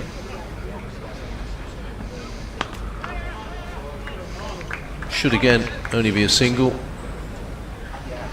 and it is. Helmet coming out, which suggests Josh Cobb is maybe going to bowl the second over, as he has done on several occasions in this competition. You will, if you're looking at the screen now, you'll see that Worcestershire are staging a survey.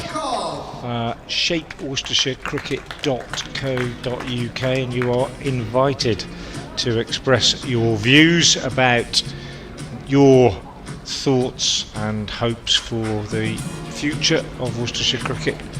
Everything under discussion, I think, including where they might play their cricket in the future. But as Brad has said the other day, if you don't say what you think, you can't really have any complaints. So if you'd like to take part, shapeworcestershire.co.uk, get online and contribute. Josh Cobb's first ball driven to mid-off. My Taylor dad Fields, there's no run. voted in every election, parish council, district council, as he used to say, if you don't vote, don't moan. Cobb again. This one lifted away on the leg side. First 6 of the night. Just helped on its way. Hardly hit it really. And Aaron Donald, beautifully timed. And over the boundary at backward square leg. He's a very, very, very powerful, clean striker of the ball, and Aaron Donald. As we saw against Worcestershire in the one-day cup at the Rose Bowl last year, and he played magnificently. Cobb in, round a wicket, chips this one away on the leg side. Doesn't get a run this time. Fielding done by Harry Darley, I think, at short fine leg. Is it Harry Darley? Maybe not. There's a few new ones out there. Cobb in, bowls, good Yorker. Well, he made it into a Yorker, Donald, advancing down the pitch. Jack Home it was at short fine leg. Number 24, Harry Darley number 41. Got to get used to a few new shapes. You get used to them, don't you? Oh yeah. You see them all the time, the way they move in the field and so on. Suddenly you get 4 or 5 changes. Makes life more difficult. Cobb bowls, Donald whacks this. No nonsense whatsoever. Beautiful clean hit over mid-off for 4. If he carries on like this, Donald, this could be a short one. Yeah. 169 the target. He's in the mood. 12 off 7. Good from Donald. Subdued crowd. And a disappointing competition this year for Worcestershire. Cobb bowls, Donald sweeps in the air over the fielder at backward point. Ed Pollock, 4 more. Big over that. 14 runs coming from it. 20 without loss off 2 the Falcons, who need to win to keep alive an outside hope of qualification. The Rapids have no hope of qualification, and a little bit of a flat feeling about things at the moment, brothers. Around the ground. Well, yeah, and I think New Road, get behind, number 24, Jack Home. the season has been not great in this competition. I'm not sure that Thursday nights, I mentioned before, are good nights for T20 cricket. As we saw last weekend, a Sunday game, probably twice the crowd that are here now. Jack Home, big moment for him. Bowling his first over in senior cricket. Not first class, but because only 4-day games are first class, or maybe 3-day as well, used to be. Single off the first. Jack Home, a Shropshire boy. How many Shropshire boys have played for Worcestershire in the last few years? He's nearly took a wicket there, but the top edge has gone flying to the boundary. Wicketkeeper Roderick at full stretch couldn't get a glove on it. Good pace. Yeah. Good aggression from the young man. Took Donald by surprise a little bit with that one, I think. But he had room to get his arms free. Sort of shot we saw D'Oliveira play early on in the Rapids innings. Has he got an answer, the young man? Oh, that's flown away. Over extra cover. I'm not 100% sure that was exactly where he was aiming, Donald, but he got enough bat on it to squeeze it away over the infield. I think they're gonna, as you would, they're gonna target the youngsters, I think. Oh yeah. And it's daunting, isn't it? It's a big step, obviously. He's been playing school cricket for Shrewsbury School this year. Suddenly finds himself out there bowling at one of the best strikers of the ball in county cricket in this format. Got some way down to fine leg. Just swept away. It's a steep learning curve. Yeah. We saw Harry Darley, didn't we, at Old Trafford. Go for 35 off 2. And he came back well in the next game.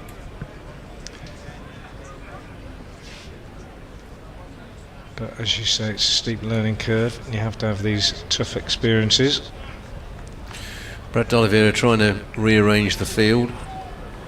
He's got a man out now at deep mid-wicket. Tom Taylor's gone out there.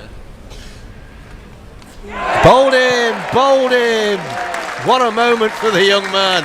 And he does the Hussein Bolt, firing the arrow. What a moment. He's bowled by Jack Home for 28.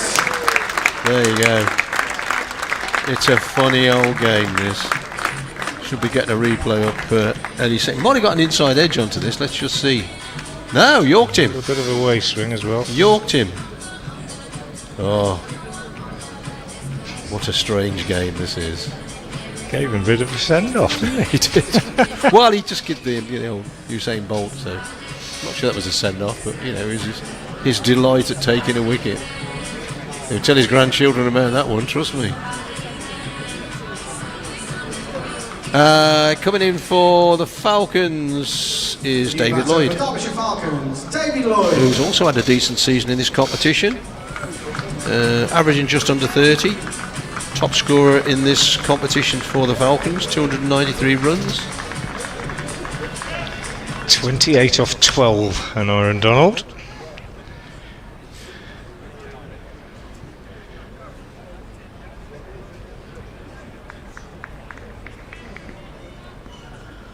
Last ball home's over. 13 and a wicket so far. Make that 13 and a wicket at the end. Yeah, he's going to get a huge round of applause. Everybody loves a plucky youngster. This is Mike the Plasterer. He needs a trusted supplier for his materials and tools. Mike needs Profile Store. With an easy-to-use website, you can check stock online, order it and collect it within the hour. Profile Store offer free delivery over £125 and fast overnight shipping. With over 2,000 products in stock, they're sure to have what you need. So get yourself down to the trade counter in Kidderminster today. Get the job done with profilestore.co.uk. Yeah, I thought he showed a lot of courage in his in that second game after what happened to him at Old Trafford. Starts with a wideish one, which Lewis Rees drives through the covers.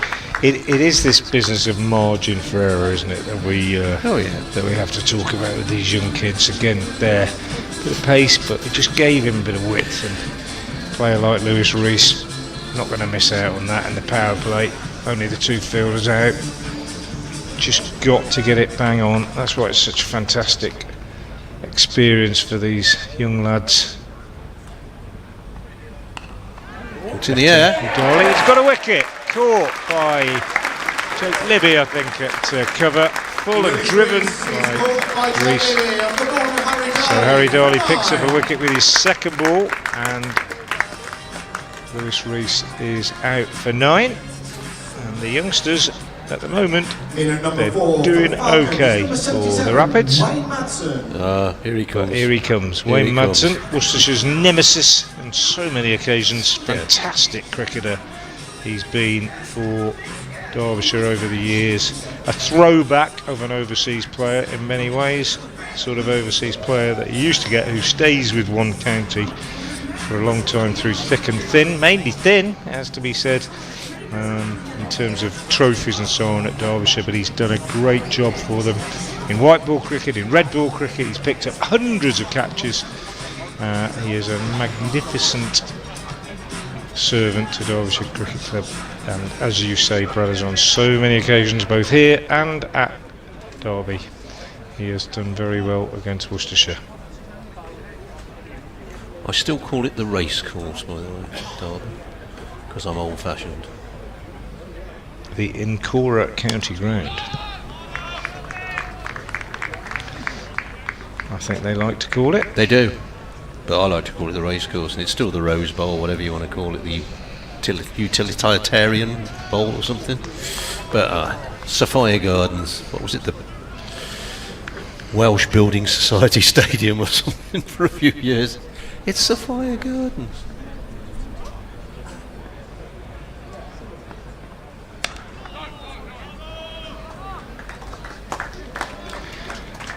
Had a flurry of contact on Twitter earlier on, and it's died down a bit now. Do get in touch if you want to. I particularly like to hear from Derbyshire fans about their campaign this year. Samit Patel brought in as captain for the white ball competition and done a pretty good job.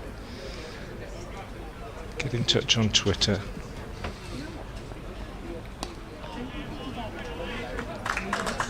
Madson off the mark. At Frank Watson 58 is my handle, and Bradders is at Bradders, squiggle at Bradders, AT BBC. And always keen to hear, always particularly keen to hear, I don't mind hearing from Worcestershire fans, but particularly keen to hear from Derbyshire supporters. I've got a lot of friends up in Derbyshire from my days up there at Repton. You've got a lot of who friends. might be watching. Cricketing community in Derby.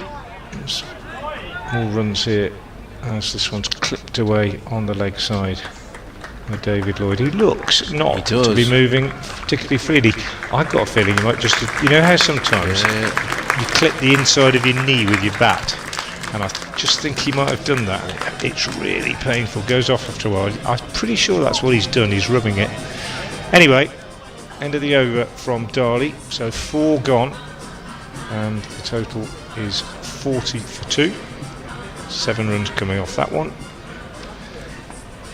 and at a similar stage Worcestershire were 29 for 1. Yeah, my cricketing contacts up in Derbyshire, I was just saying, lots of good people in the Derbyshire. I played in the Derbyshire League a couple of years when I went up there, but quite a lot of good people around, ex-players and boys that I taught who played in the Derbyshire age group setup. People like Paul Borrington, his dad Tony, who played for Derbyshire for many years, could well be watching, listening. Luke Harvey, boys from Ticknell Cricket Club, where Tom Taylor used to play, who started with Derbyshire and then went to Leicestershire and then to Northampton, now finds himself here at New Road. I think Mick Glenn, Sarah Glenn's uncle, I think, who's a good man who worked for many years for the Derbyshire Cricket Board. Howard Dythe, the coach up there. Carl Cricken, who's now gone up to Lancashire. Mick Rowe, who used to take age group teams. Lots of really good, solid people who contribute to Derbyshire cricket through the age groups and in the academy and so on, and play such a part. They're often not really considered, are they, when you look at the first team, how much work goes in lower down. You take volunteers out of cricket and there'd be nothing. Absolutely. Anyway, if any of those people listening, I hope they're all well. Home, pushed into the offside, no run, gets a round of applause from a slightly biased New Road crowd. Somebody did a survey of a local village cricket team the other week, and they worked it out. It would be a full-time job for 3 people in the summer. Yeah. All the coaching, ground staff, everything, running the bar. Got that one away straight, but no, it's another dart. Holding a good full length here. Jack says, not sure how our season can be a success if we don't make the top 4. Lots of promising good runs, but still inconsistent. Couldn't agree more. Don't think I said it was a success. I think I just said it wasn't the worst, didn't I? Yeah. And Frank says, thanks for not mentioning the test score.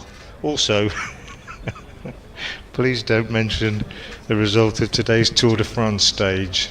Here's next ball, and it's in the air, but I think it's off it might have been a bit of batting that. No, it's a leg by, says Richard Illingworth. He says, anything else, knock yourself out. So it's okay to talk about the golf then. Yeah, or the weather. Yeah. Anything else? Well, anything we you say, won't talk Frank. about whatever you say, Frank. Well, we won't talk about. But what a cyclist Mark Cavendish has been. I don't even know who won today, because I usually record the highlights. ITV4, very good. Home bowls off an edge. Catch is the shout. and there is nobody there. Probably a gully or a forward slip might have got it. They've come back for 2. Good running. He's struggling here, you know. Yeah. A dangerous man, an injured batsman. Remember Gordon Greenwich at Lords? Oh, mate. Remember Basil D'Oliveira at Lords? Basil D'Oliveira at Lords. With a runner. Yeah. Yeah. A man who can't run. Johnny Bairstow here a couple of years ago. 10 sixes. Yeah. Dangerous man. A one-legged batsman. That's short, pulled away. Got away with it. He doesn't mind a bouncer. Got away with it there. Just inside the circle, Henry Cullen, the fielder. 1 for 15 off 11 balls so far. Just 2 off the bat in this over. Headline writer's dream if your name's Home, isn't it?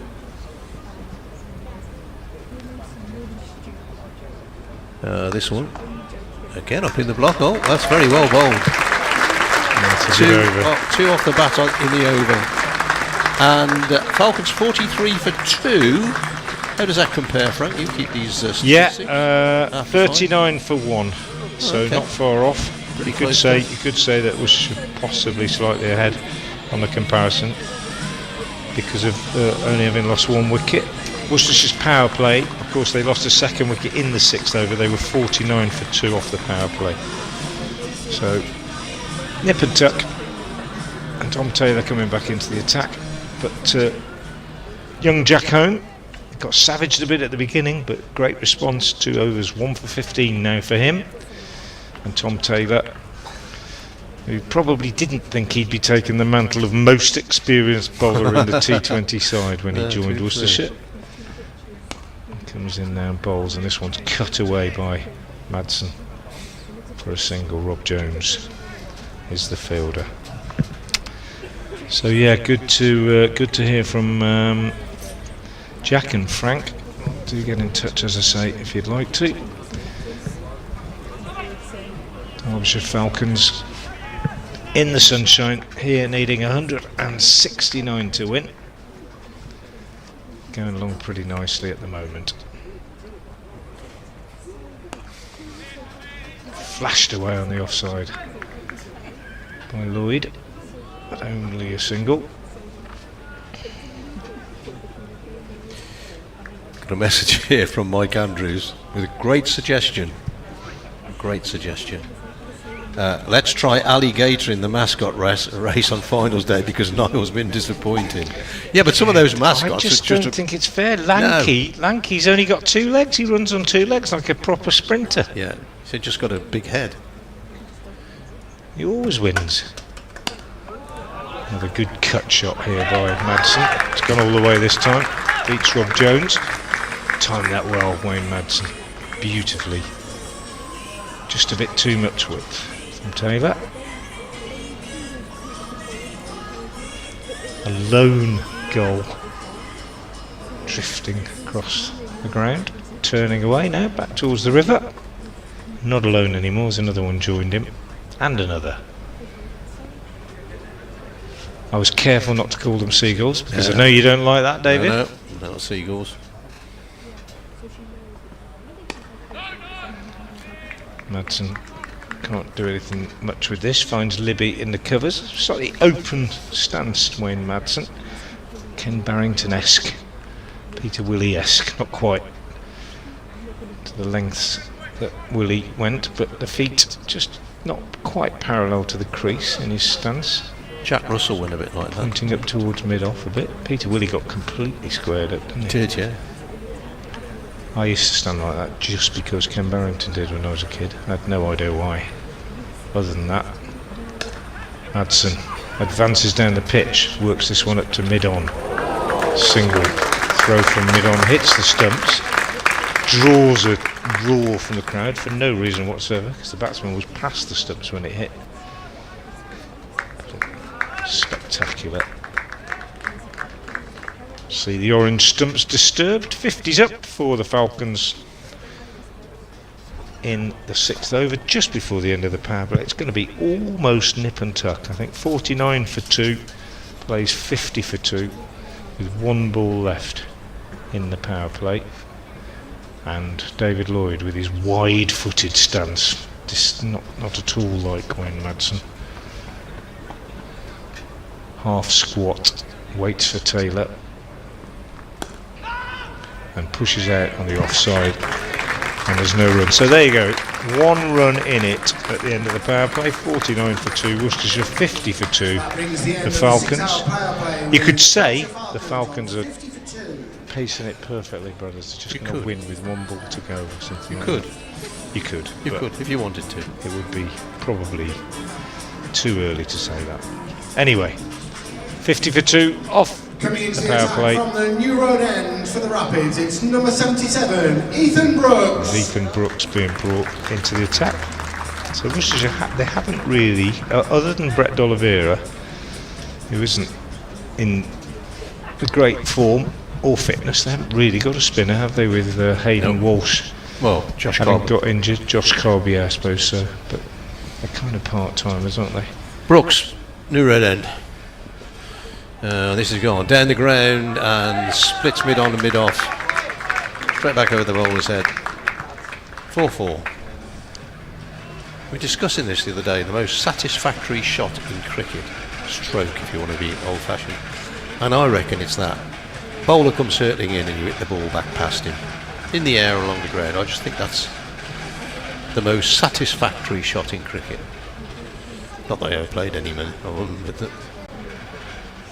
pushes the batsman back into the crease. They might think about 2 here. No, they won't, because Rob Jones is in quickly from the boundary rope.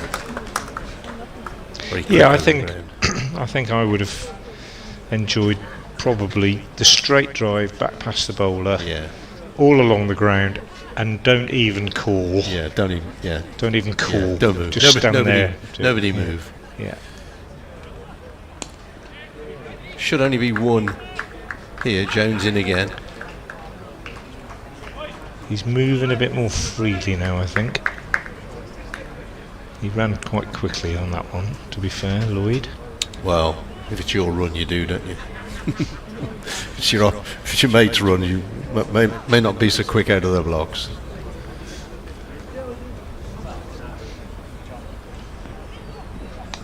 Madson in the air for a while.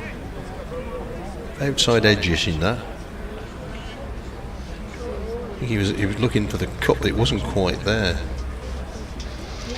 Yeah, it's just lovely indicating. Post on Twitter. I think it might be from Sam Dalling, who might be sitting outside the ladies' pavilion. He posts on County Cricket Matters on Twitter. Beautiful picture of New Road tonight, and he's captioned it appropriately. Glorious, simply glorious. In the air but safe. Yes. Absolutely right. Well, that view that we've got across the ground, the cathedral Exactly lit up. the same view, Yeah. Although I did mention this the other day when a first-class umpire asked me if that was the cathedral. I thought he was joking, but he wasn't apparently. What do you think it is, mate? It's not McDonald's, is it? Next ball is pushed back past the bowler for a single out towards mid-on. Ethan Brooks over ends with 9 off it. 169 for 8 Rapids, 59 for 2 the Falcons. 111 off 63 balls. No, more than that, 83 balls just came up on the bottom of the screen. Just over 8.5 and over. They're going along very nicely. Ethan Brooks, nice, tidy over. I was chuffed the other day, brothers, because you will remember that Brett D'Oliveira does come into the attack with a bit of spin. You remember that I had regularly, since he's been bowling, it occurred to me first at Northampton when I was watching Ravi Bopara bowl. I've said regularly that since then that Ethan Brooks is like a junior Ravi Bopara. The way that he bowls, it's the same pace, same tricks. Varies his pace, bowls a knucker ball, little cutter into the pitch, single off D'Oliveira's first ball. And I was saying that, he reminds me of Ravi Bopara, and he actually bowled at Bopara in that game at Northampton. And I was completely surprised and delighted to hear him say himself the other day that he has kind of modelled his bowling on Ravi Bopara. Yeah. So there you go. But there aren't too many like that now. This one chipped shifts down the ground for a single, but he hides the ball in his hands as he runs up, so he can't see his grip, and he varies his pace.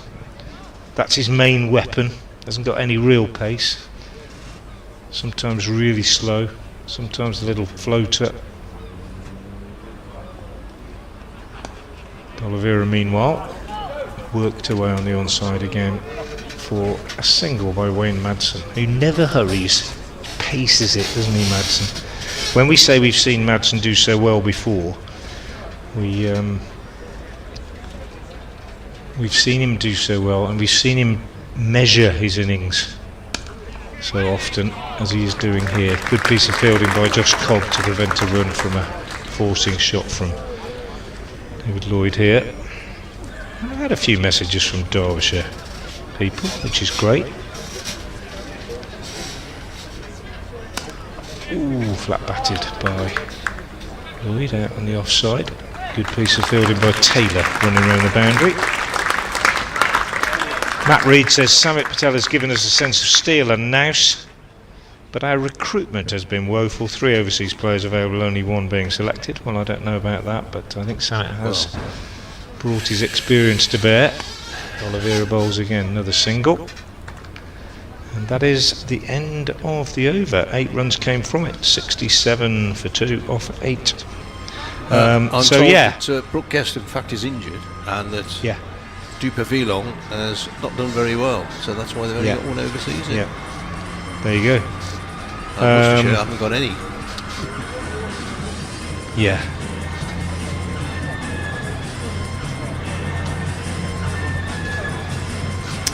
Ethan Brooks will continue. Just 6 after D'Oliveira's over. You'd be happy with that. Just pushes the run rate up a little bit more, but as we saw the other week, you can get 13, 14 in the last few. I've no idea what that was, but whatever it was, I think they've sacked the juggler for starters. I think it was that was a leg bye there, but I think it was somebody emptying a load of wine bottles or something into a bin behind us. It made a bit of a clatter. There we are. 7:33 on a beautiful July evening. Off the back foot. Should be 1 comfortable for Jones. Hello to Tony Borrington, who is listening. Hello, Tony. He's saying about Jack Home being from Shrewsbury School, and he's saying he remembers when his son Paul made his T20 debut against Leicestershire when he was in the lower 6th at school, and the opening attack was Stuart Broad and Charles Willoughby. Quite a daunting prospect for a young batsman. Nicely bowled by Brooks, this one, took the pace off it. Clever bit of bowling. I always reckon that Charles Willoughby was one of the great underrated bowlers in English cricket, particularly when he played on some of those flat pitches and still finished the season with decent figures. Yeah, there have been some canny operators around. I'd put him in that class. Brooks' next ball pushed away for single. So 2 off the bat, 3 altogether. Got 4 balls. Just pushing that rate up. Wasp says 42%. I don't know what 42% means. 42% chance of the Falcons winning, I presume. Yeah, but again, that doesn't take into account It's a mathematical equation. Inexperience, etc. Oh, hello, hang on. Bit of a problem for Wayne Madson. Oh, a bit of a problem for the bowler. Got a fly in his eye. Yeah. I thought Wayne Madson had got a fly in his helmet as well. He was pulling away. I think they pulled both away, had but Ethan Brooks, I think, has had a actually problem. run into a fly. Dr. Illingworth on the job. There's no end to his talents. Well known, is he an ophthalmologist if he's looking after eyes? I think that's the right. There you go. Operation successfully carried out. They have to do so much, these umpires. Yeah, trim the ball, count the balls, give people out, inspect the wicket, inspect the outfield. Right, we're underway again. Well bowled. Yeah, well bowled, just down the back of it, and did his own fielding. Clever from Brooks.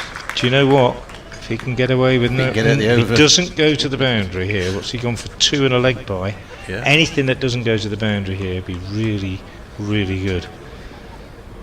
Very, very clever. And he's done it. Should be just one. Maybe Should just be one. one, I think. Yeah, Yeah, well should be bowled. one. That's Well a bowled. really good over from Ethan Brooks. As I say, no great pace. Lots of variations. Well, he's gone to run a ball, so he's bowled 2 overs Yeah. for 12 balls. And just pushed that up over 9, that run rate, just creeping up. But as I will repeat, as I said, as we saw here on Sunday, with an exceptional innings from David Milan, and then Thompson came in for Yorkshire as well, and they batted really well. So you can get runs, I was going to say rapidly, but that would be too much of a point. D'Oliveira to bowl. Swept by Madson. He knew exactly what he was doing. As soon as he hit it, he knew it was 4. Didn't even bother running, really.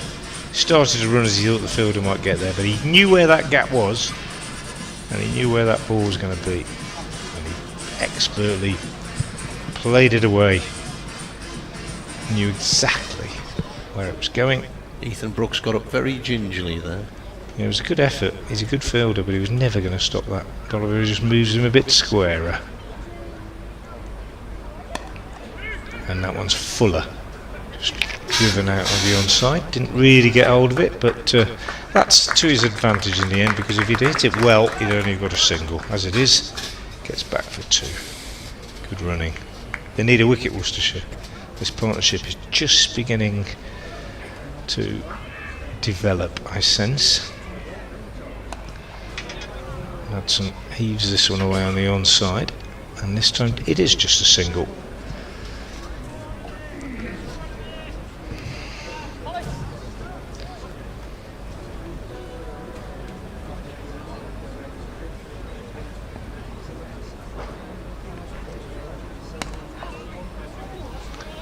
And this one again brings 1 run and to long on.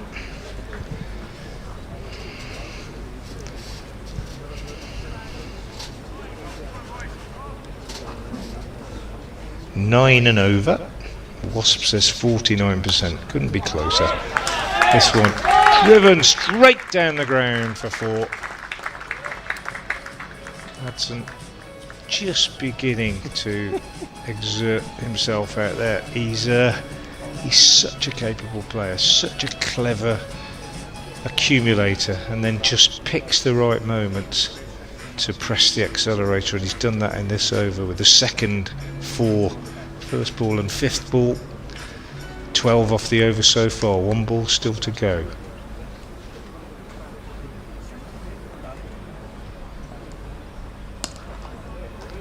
Just a single. Madson keeps the strike, knows exactly what he's doing. 13 off the over, 82 for 2 at the halfway point, and Worcestershire at the same point were 85 for 3. Now a message from Frank Bascom, who's got a very good memory. Brothers, is your favourite cyclist still Edward Bosenhagen, and why?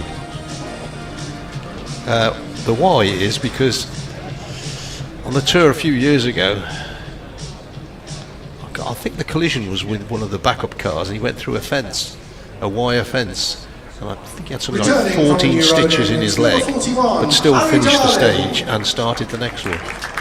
That's why I've always... And it's a great name, isn't it? Edward Bogenhausen. Great name. Harry Darley's going to bowl.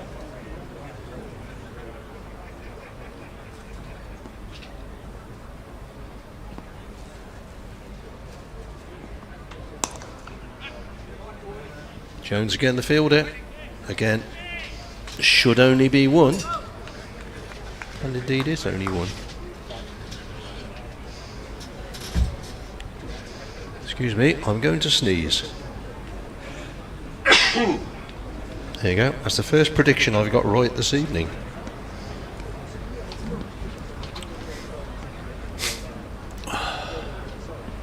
Darley in again. This is a... Oh, that's a great save.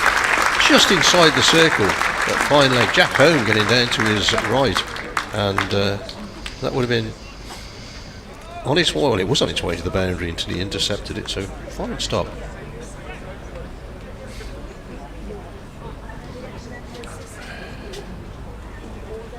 $84 for 2, 86 to win off 58, as it says on the bottom of your screen. Darley's next ball should be a single.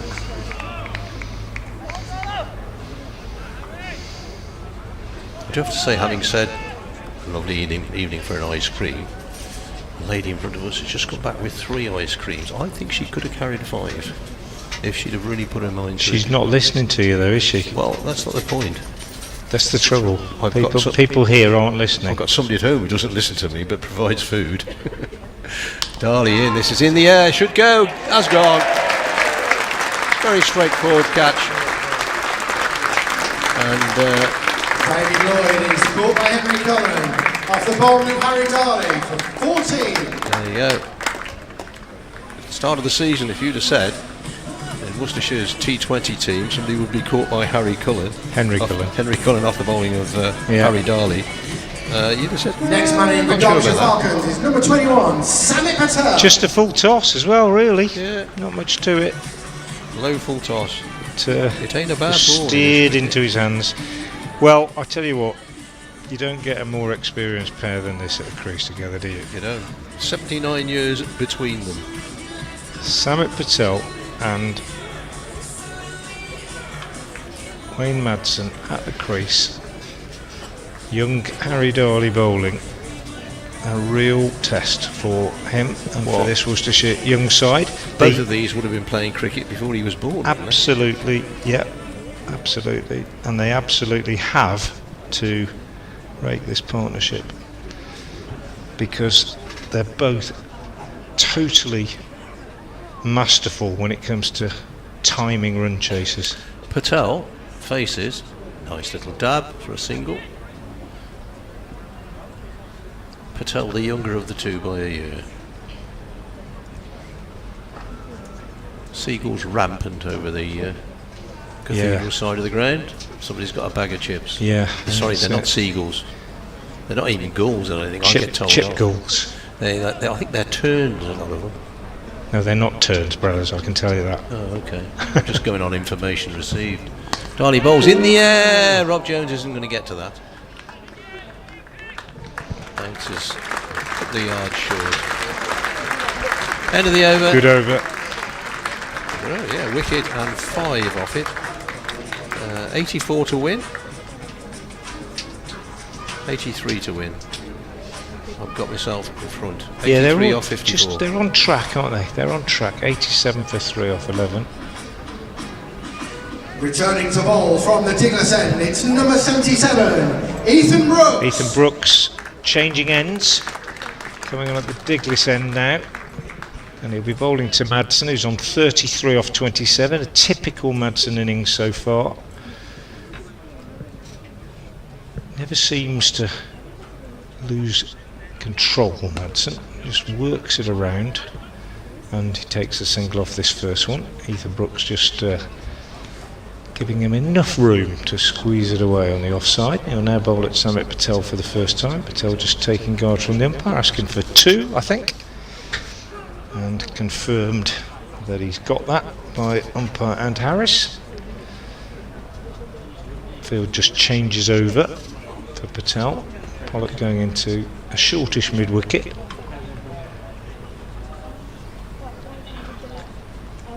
Brooks bowls. Oh, big shout for LBW. Well bowled from Ethan Brooks. Might have been a bit high. Patel was somewhat taken aback by that. It ran away on the offside. It was a big appeal. No signal from the umpire.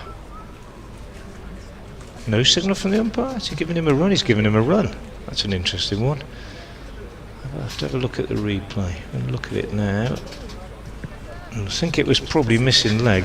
Looked like quite a big off cutter, off break, but can't see where he hit it. See how he hit it. No. Brooks again bowls. Madson works this off his pads down to long leg. And he comes back for 2 thanks to a misfield that shouldn't have happened down there. And that's the first run that's really been given away. Henry Cullen. Worcestershire. Yeah, Henry Cullen, I think. Just didn't pick it up. They're so quick to come back if you don't pick it up. Dot ball this time as Madson plays the ball back up the pitch. 91 for 3.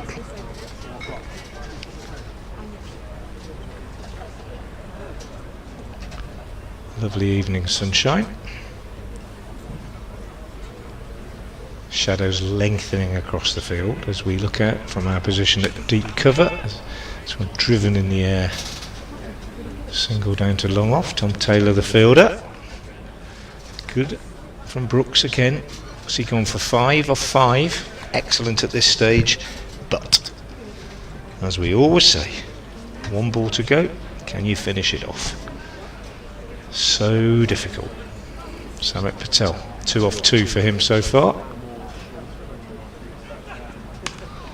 Just works this one away on the leg side for a single. So good from Brooks. End of the over, 6 came from it.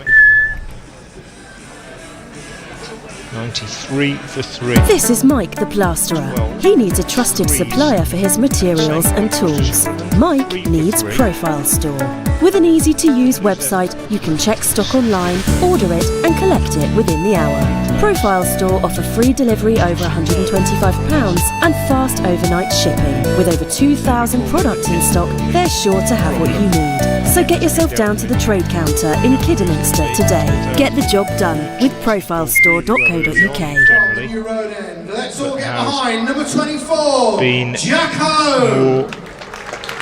more expensive towards the end, of course. I mean, it's difficult to bowl at the end, but as we've said earlier, that's where Worcestershire's campaign has faltered somewhat this year. As you probably Bowling heard, in the last few overs. Jack Home back into the attack. This is short and attempted pull shot by Patel. He's got some spirit, Jack Home, I'll say that for him. Young lad on debut. He's a slip of a lad, isn't he? There's not much to him. He's lightly built, but he gets through the crease and he bowls with a bit of fire in his belly, I would say. Doesn't mind a short one. It's good to see. A bit raw. Next one. Got hold of this, but Rob Jones should cut this off. Does. 1 run. Run rate just creeping up towards 10. 9 points. It's an 8 on the scoreboard over there. The sun shines on the scoreboard. They're great, these scoreboards, as long as the sun doesn't shine on them. Duckworth Lewis, which is often an indication, says that Derbyshire would need 100 at the moment. So shouldn't come into it tonight. Next ball pushed away. Looking for 2, are they? Not going to get 2 here. Tom Taylor in very quickly from long on.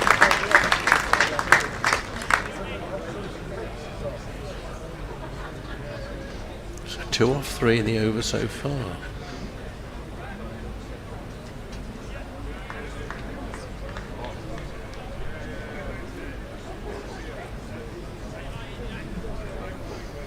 Starts off and runs round in the circle and starts again. Again, that's only one. I think Rob Jones seems to have fielded every other ball tonight. But you put your best fielders where you think the ball was going to go. So you got Ethan Brooks on the offside boundary, Rob Jones mid-wicket boundary. As of course did Derbyshire, as we were saying earlier, with the likes of Brown and Whiteley. Sun just picking out St Andrew's spire above the trees in the distance. Punch down the ground. Will only be 1. Very sensibly. Cullen just picking the ball up, not bothering to throw it. Knew there was 1 there. St Andrew's spire, by the way, is a spire without a church. The church disappeared just after the Second World War, so you get geography and history lessons on air commentary. None of them very accurate, I wouldn't think, but you get them anyway. When you say disappeared, What? do you mean was it bombed or? No, it was knocked down. Here's the next ball, which is slightly in the air, but pushed down to mid-on. This is good stuff. Run a ball. Happy with that, Worcestershire. 5 off the over. 3 overs, 1 for 19, Jacko, and considering he went for 9 off his first 3 balls, yeah, that's a decent comeback. Yeah, St Andrew's Church stood there, but I believe it was it wasn't used much because there's another one just round the corner. So it was knocked down because it was unsafe. But they said we'll keep the spire. They kept the spire, and there's a garden, the gardens around it, which are very pleasant. Well, it's a nice spire. It is a nice spire. It does tend to get kind of forgotten by with the Returning to ball at the cathedral, it's the skipper, more dominant. D'Oliveira. D'Oliveira back into the attack. Is that the one they call the Glover's Needle then? Yes, I believe so. Because obviously Worcester was a very famous glove-making town. It was. So there you are, social history as well now. We're branching out. Here's D'Oliveira again. Bit of history with his name here at New Road. This first ball is short and heaved away on the leg side for 4 by Samit Patel. That was a real gimme, and it's a shame after those 2 excellent tight overs that preceded it that D'Oliveira, annoyed with himself, dragged the first one down, takes the pressure off. Patel made sure he found that gap. 100 is up. Better this time by D'Oliveira. Patel's drive finds Josh Cobb on the edge of the circle.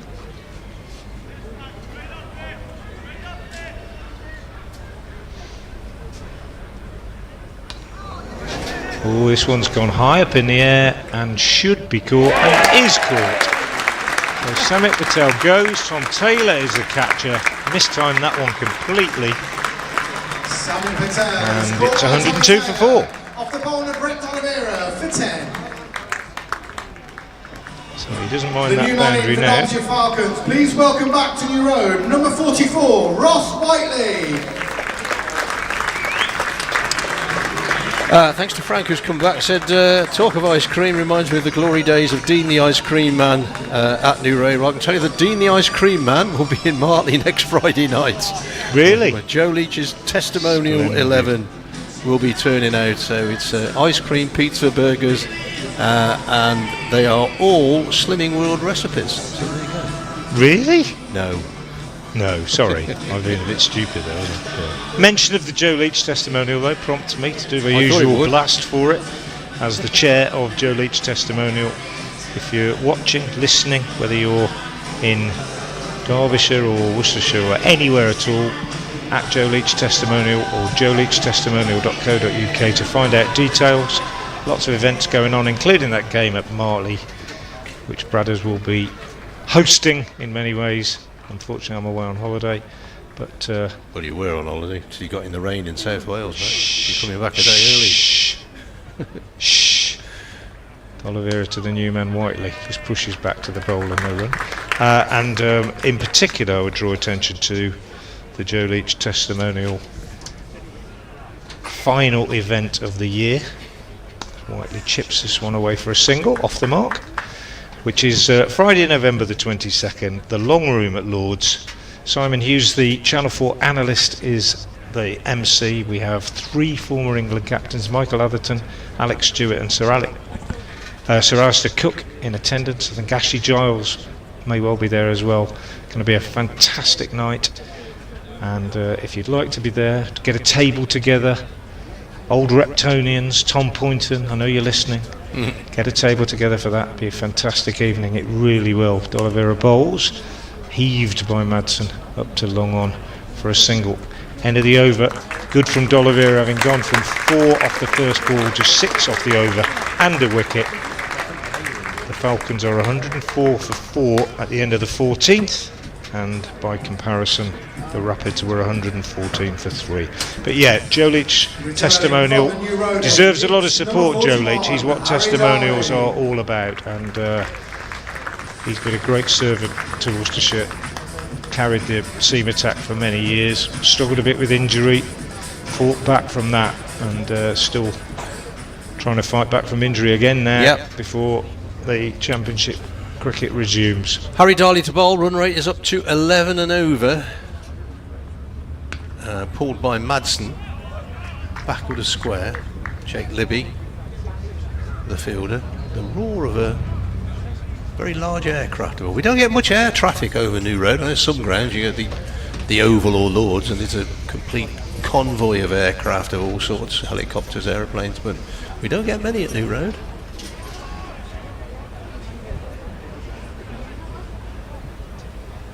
Ross Whiteley not having a great season with the bat for the Falcons. 100 runs in 11 overs. In 11 overs, 11 He's innings. had one really good night, hasn't he? Yeah. Against Notts, I Pushed think. for one. Yeah, took some wickets in that one as well. He got runs and wickets, I think. Yeah. And it was the first time they'd beaten Notts in T20 for ages, so it was a brilliant night for him, I It's think. always sad when Notts lose. Often has a tear on my pillow reading the scores.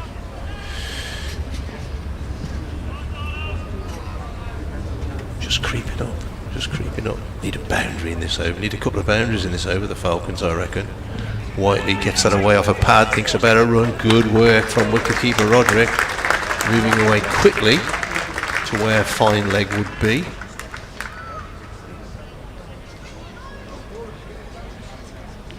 Two runs coming so far off the first 3 balls of the over.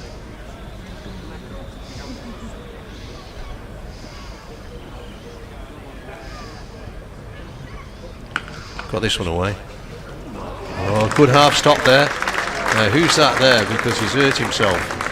Whoever it is. Blimey, another injury for Worcestershire. That's Brett D'Oliveira. We know he's had problems with a shoulder injury throughout the season. He's just rubbing that, but he's back up on his feet. Probably saved 3 runs there. If anybody's going to dive around the field with an injury and be in pain, trust me, it's that man.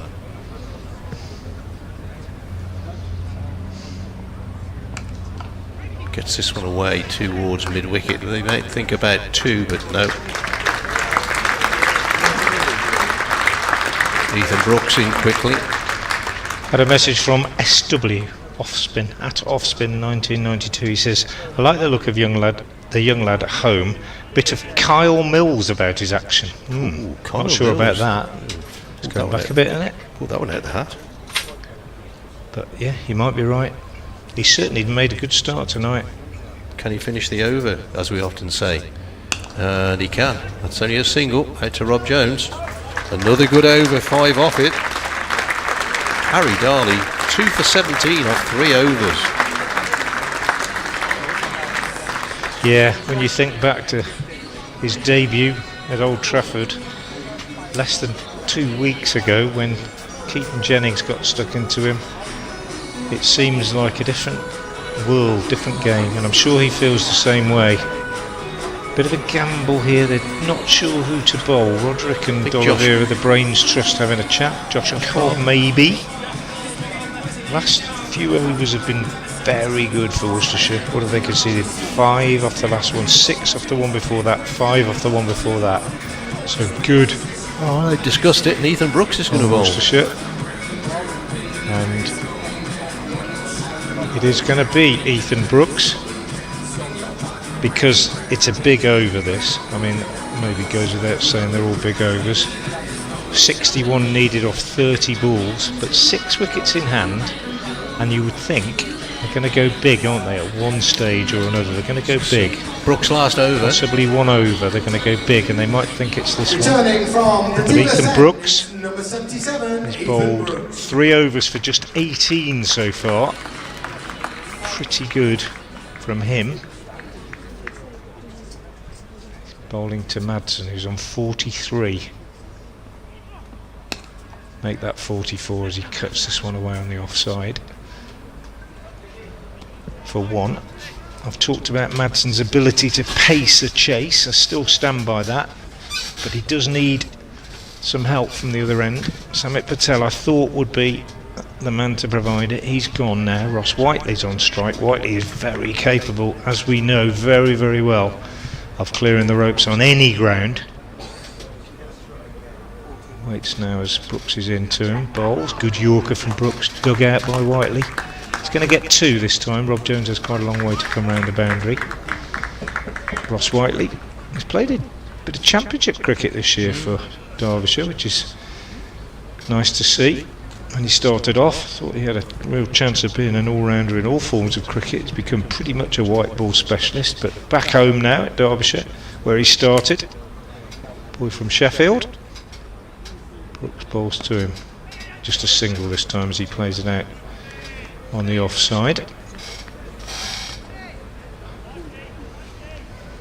Good from Brooks. Still problem with that eye. Richard Edingworth wasn't able to completely sort it out. And Harris off his help. Ask for his money back. No chance. No, that's true. Madson waits. And he's out. Bowled him. Gone for the scoop. Missed it. Big wicket. Big wicket for Worcestershire. And that decision to go with Ethan Brooks pays off as Wayne Madson is bowled for 44.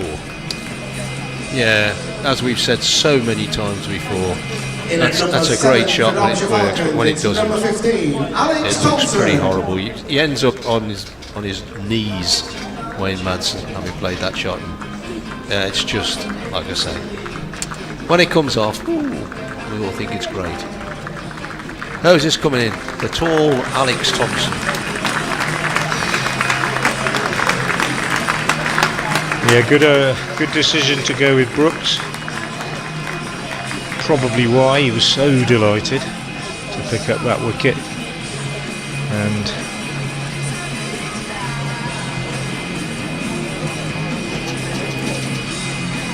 as we often say in this competition, if you want to slow the run rate down, take a wicket. Take some wickets. Well, 57 off 26 now. That's a tall order.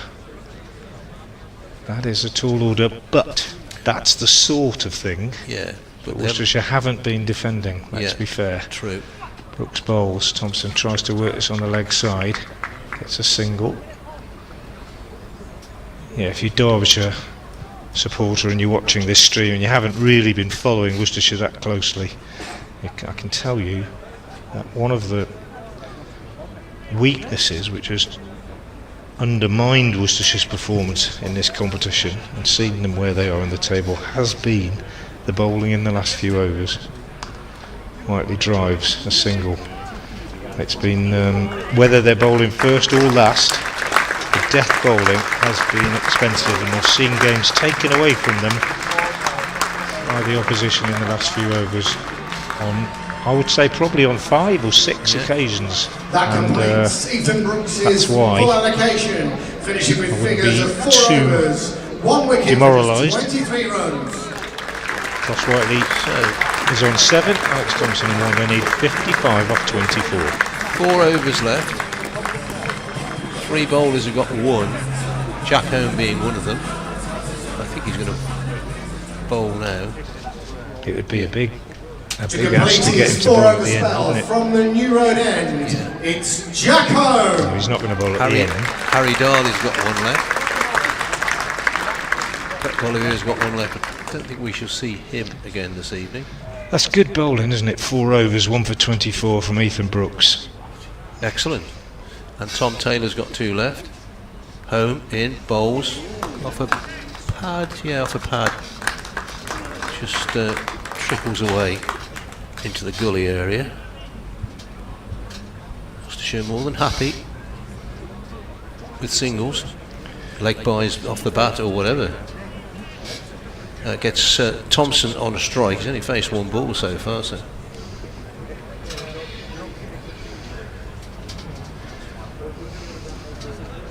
These are the sort of evenings that you look back on in the middle of November or January when it's -3 and it's dark at 3 o'clock. Next ball pulled away across the line. Only a single. The ever-present Rob Jones, the fielder. Took a leg stump guard there. See many taking leg stump these days. Or middle and off.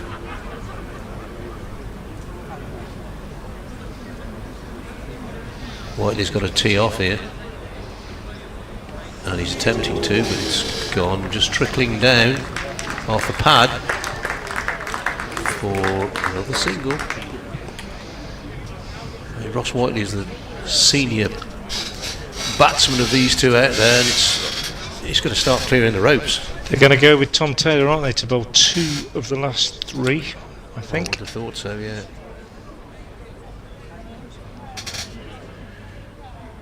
Next ball, he's got that one away, it's in the air and it's over the rope. Beats the dive of Sheikh Libby at deep backward square. Just a flick. Yeah, just nicely. Nice leg stump power volley. Boom, that one. Drop kick. Big lad, Alex Thompson. Got to be a 6'5", I would have thought. Yeah, just drifting down there. Not where he intended to bowl it. Thompson waits. Got this one away. Guess who's fielding it? This is Jones's favourite son. I don't know that for a fact, by the way. 2 in the over. 7 off the bat, couple of leg buys. 8 off the bat. Not going to say it.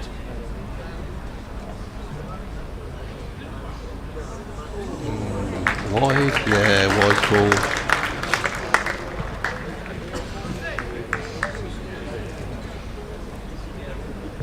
One for 29. Went to 9 off his first 3 balls. 1 ball left of his spell tonight, unless he bowls another wide or a no ball, of course.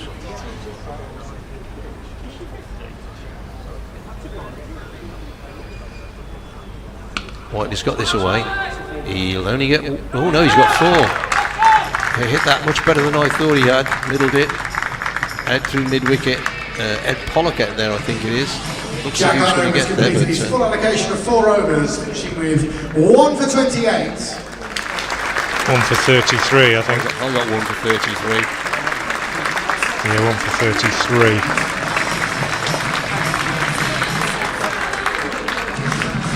So 30 for 5 off 17. From the Tom Taylor. It's number 12, Tommy Taylor. Yeah, so Tom Taylor will bowl and Harry Darley will bowl.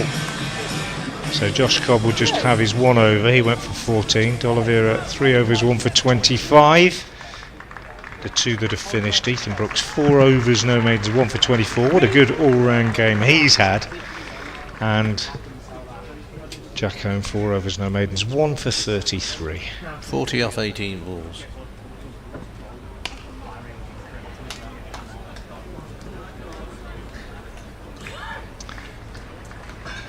Right, take cover in the D'Oliveira stand.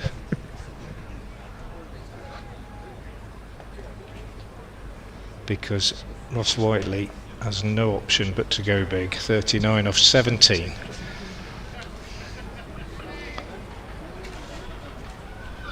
Be sweet for him to come back here and put 1 over on his old club, of course. We've seen a few do that in the past.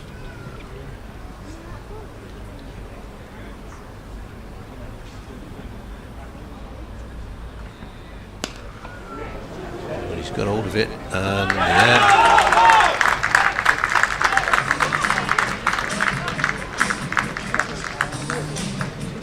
I think he nearly took out a goal as that was coming over. I lost the track. Tom Taylor does struggle.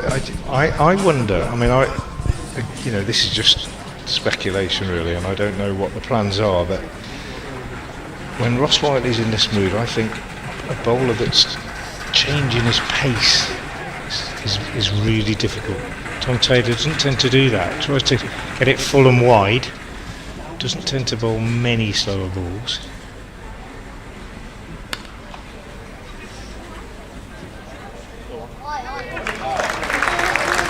Stop by Josh Cobb, long off, keeps them down to 2. 31 off 15. I told you. I told you, Derbyshire fans. This is where it's tended to go wrong for Worcestershire this year. And it looks as though it could be happening again. They need to break this partnership, particularly Dangerous Ross Whiteley. Better from Taylor, but it's a lovely shot. I say better in that he got it a bit fuller, but he gave Whiteley the width. And it's happening again. 13 off the first 4.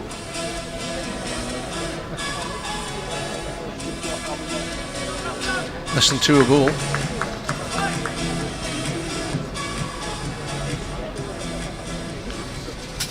Too wide.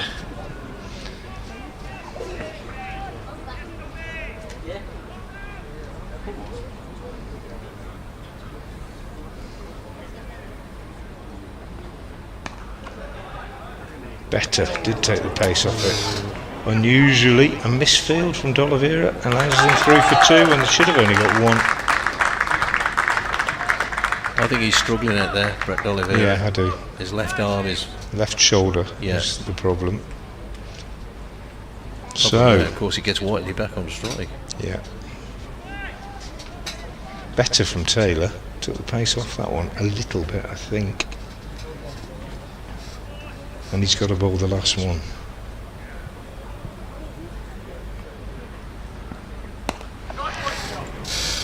More runs for Whiteley. He'll get 2 off the last ball of the over. Expensive over from Tom Taylor. 17 off it. 147 for 5. And on the comparison, Worcestershire were 154 for 5, but they haven't got anybody in at that point who was really going, had they? So Harry Darley will bowl the last over from the New Road end. He's been very tidy so far. He's picked up 2 wickets for 17 so far, but now 2 big ball strikers out there. It's a real challenge for the young man. Oh, we saw a lad called Thompson do rather well here last Sunday. Alex Thompson facing. It's only going to be a single. From Falcons' point of view, it gets Whiteley on strike. I would say, if Worcestershire don't get Ross Whiteley out, they could lose this. I don't think there's much. We said that one about David Milan on. Yeah, but we did say it 15 overs from the end, to be fair, didn't we? Yeah. But you're right, I think. Darley. Wide. And it will go down, if Derbyshire get home, as another one. Oh yeah. That Worcestershire probably story of the season. Could/should have won. Could have, should have. Has been the story of the season. Could have, should have, but didn't. You don't get anything for nearly winning. Got to learn from it, of course. Next ball from Darley, it's away, it's in the air, but it's safe. It just drops short of Brooks coming in from the mid-wicket boundary. But it is only a single. 20 off 10. I reckon that's 2 a ball.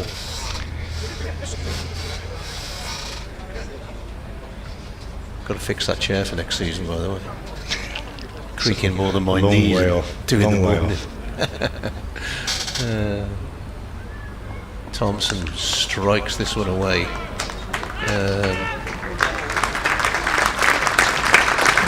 Clapping dot balls. Knowledgeable crowd. Yeah. Brings up the 150 for the Falcons. Brings up 151. He's having a bit of a mare tonight, yeah. Whiteley to face. Big ball this. Stops the keeper. Swinging across the line. Gets nothing on it. 3 and a wide so far off this one. 2 left. 19 off 8. 15 off the last though. 14 off the last. You'd fancy it, wouldn't you? You really would. Yeah. You really would.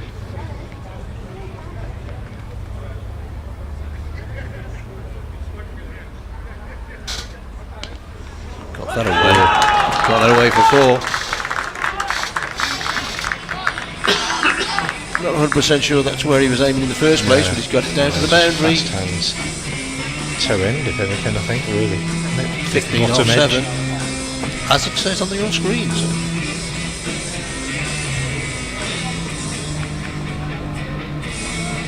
Yeah.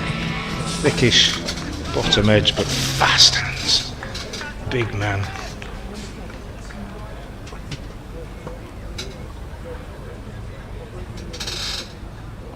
In the air, Rob Jones after it. It's not going to carry to him. They might come back for 2. They won't come back for 2. Does mean that Whiteley's on strike for the last over. 14 needed off it. His full allocation, finishing with figures of 4 overs, 2 for 26. 13. Well, these young bowlers have not let them down tonight, have No, they? they haven't. 13 needed. That's the last one, I think. But yeah, you're right. The young bowlers have done really well. 14 it says on the thing. Yeah, 14. 156 and they need 169 We'll to go win. down to Need the final 170 to over win, with don't the they? Derbyshire Falcons requiring Worcestershire a further made 14 to 169. win. Yeah, 14 to win.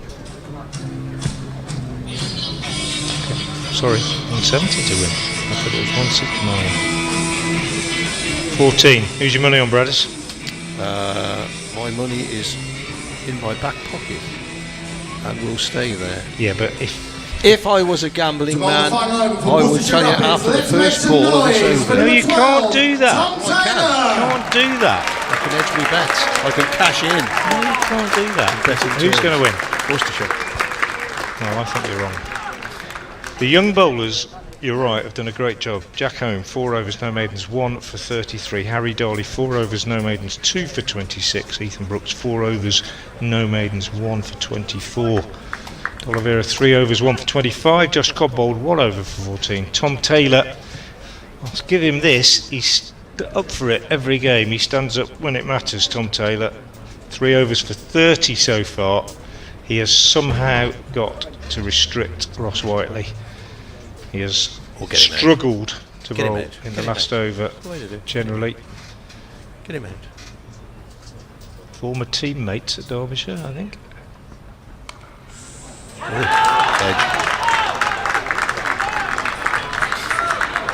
Flies away though, doesn't it? It's a big bloke, Ross Whiteley. And when he hits it, even if it hits it not off the sweet spot, it flies down to the boundary. 10 off 5. Good game. Good game. No, second game in a They're row. all good games. It's Yeah. It's a good for the It was, crowd.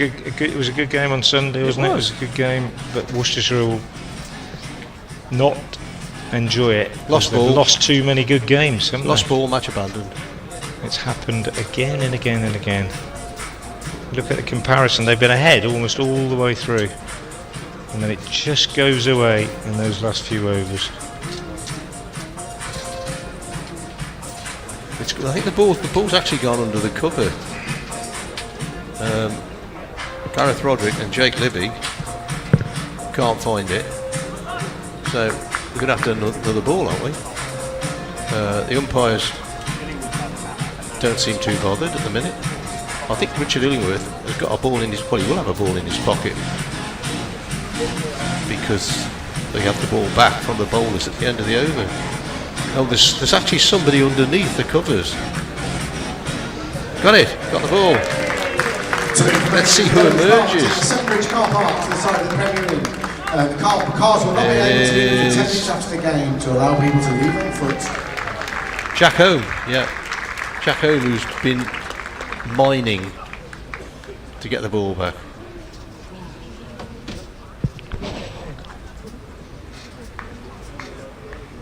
Ten or 5. Ooh, it's a thriller.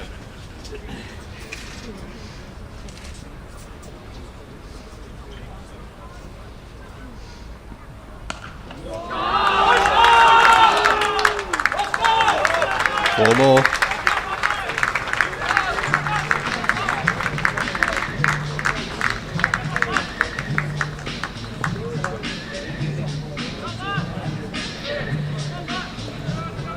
Partnership of 51 of 22 between these two. 4 balls, 6 runs.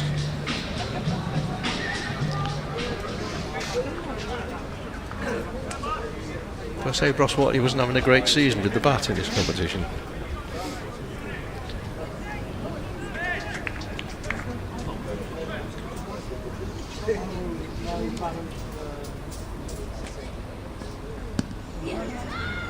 Top ball. Oh, sorry, leg by. Thought they were going to run, and they did. 5 off 3. Whiteley not facing.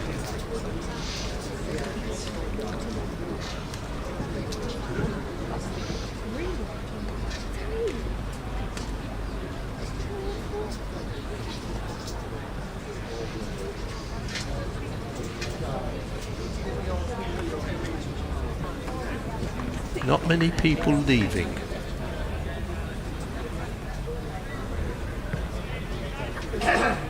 Slight adjustments in the field.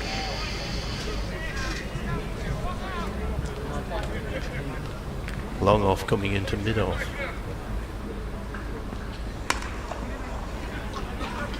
Could be 2.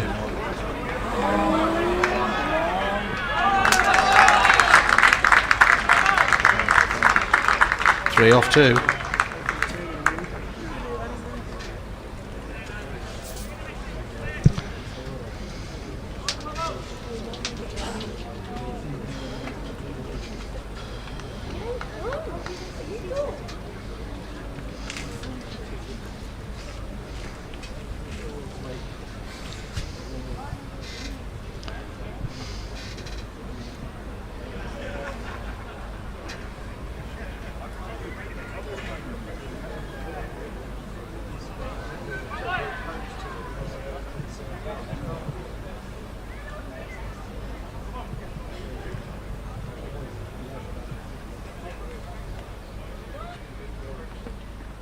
In the air. Who's out there? Ethan Brooks, but he's dropped it. They'll come back for 2. Scores a level. Difficult chance coming out the sun, but he will say he should have caught it. 1 to win. Last ball of the game. Oh, that was a rank full toss. I tell you what, that was nearly a no ball.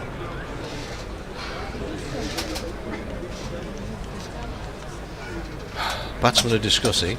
Wicketkeeper staying back. How many gloves has he got on, Gareth Roderick? Normally, keeper in this, I think he's taken a glove off. Lots of discussion. Senior members are getting together. Derbyshire can't lose, but they need to win. Actually, the last 2. Yeah, Gareth Roderick has only got 1 glove on. And is he coming up to the stumps? Not with 1 glove on, I wouldn't have thought. No, he's not. He's gone back.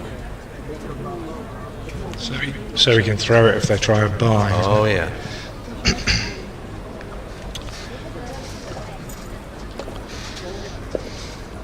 The tripartite talks have ended. Final ball of the game coming up. Let's all get behind Tom Taylor and the Worcestershire Rapids.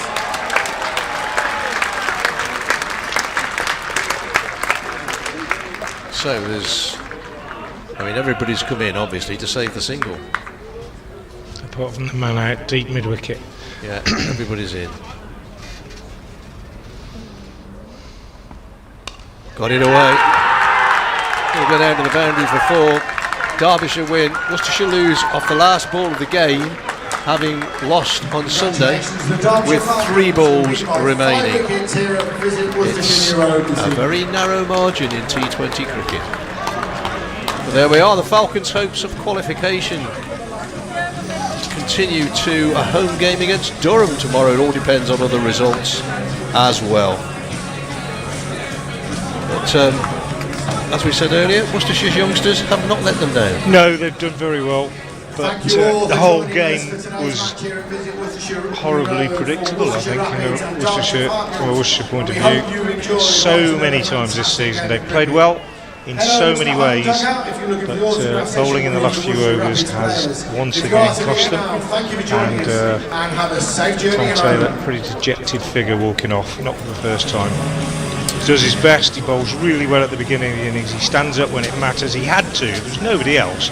I'm not blaming him in particular, it's just a recurring theme really. Worcestershire getting close but not managing to get it over the line, and lots of good things tonight, as we've said that so many times, but ultimately it ends in defeat. And Ross Whiteley comes back to haunt his former teammates, played really well for his 41 not out, Alex Thompson 20 not out, and Derbyshire pacing it beautifully.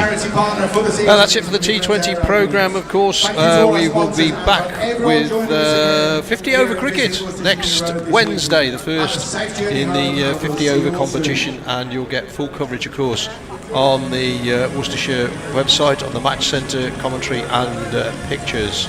But from Frank and myself, thanks to the guys all season on the cameras and the technical fellas that we have not a clue what's going on. We just keep jabbering on and look at pictures.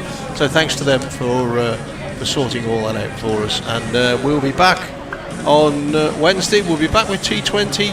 Well, the way they're working the seasons out, the ECB, probably be the end of March next year.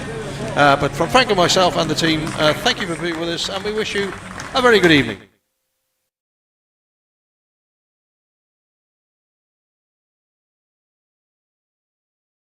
This is Mike the Plasterer. He needs a trusted supplier for his materials and tools. Mike needs Profile Store. With an easy-to-use website, you can check stock online, order it and collect it within the hour. Profile Store offer free delivery over £125 and fast overnight shipping. With over 2,000 products in stock, they're sure to have what you need. So get yourself down to the trade counter in Kidderminster today. Get the job done with profilestore.co.uk.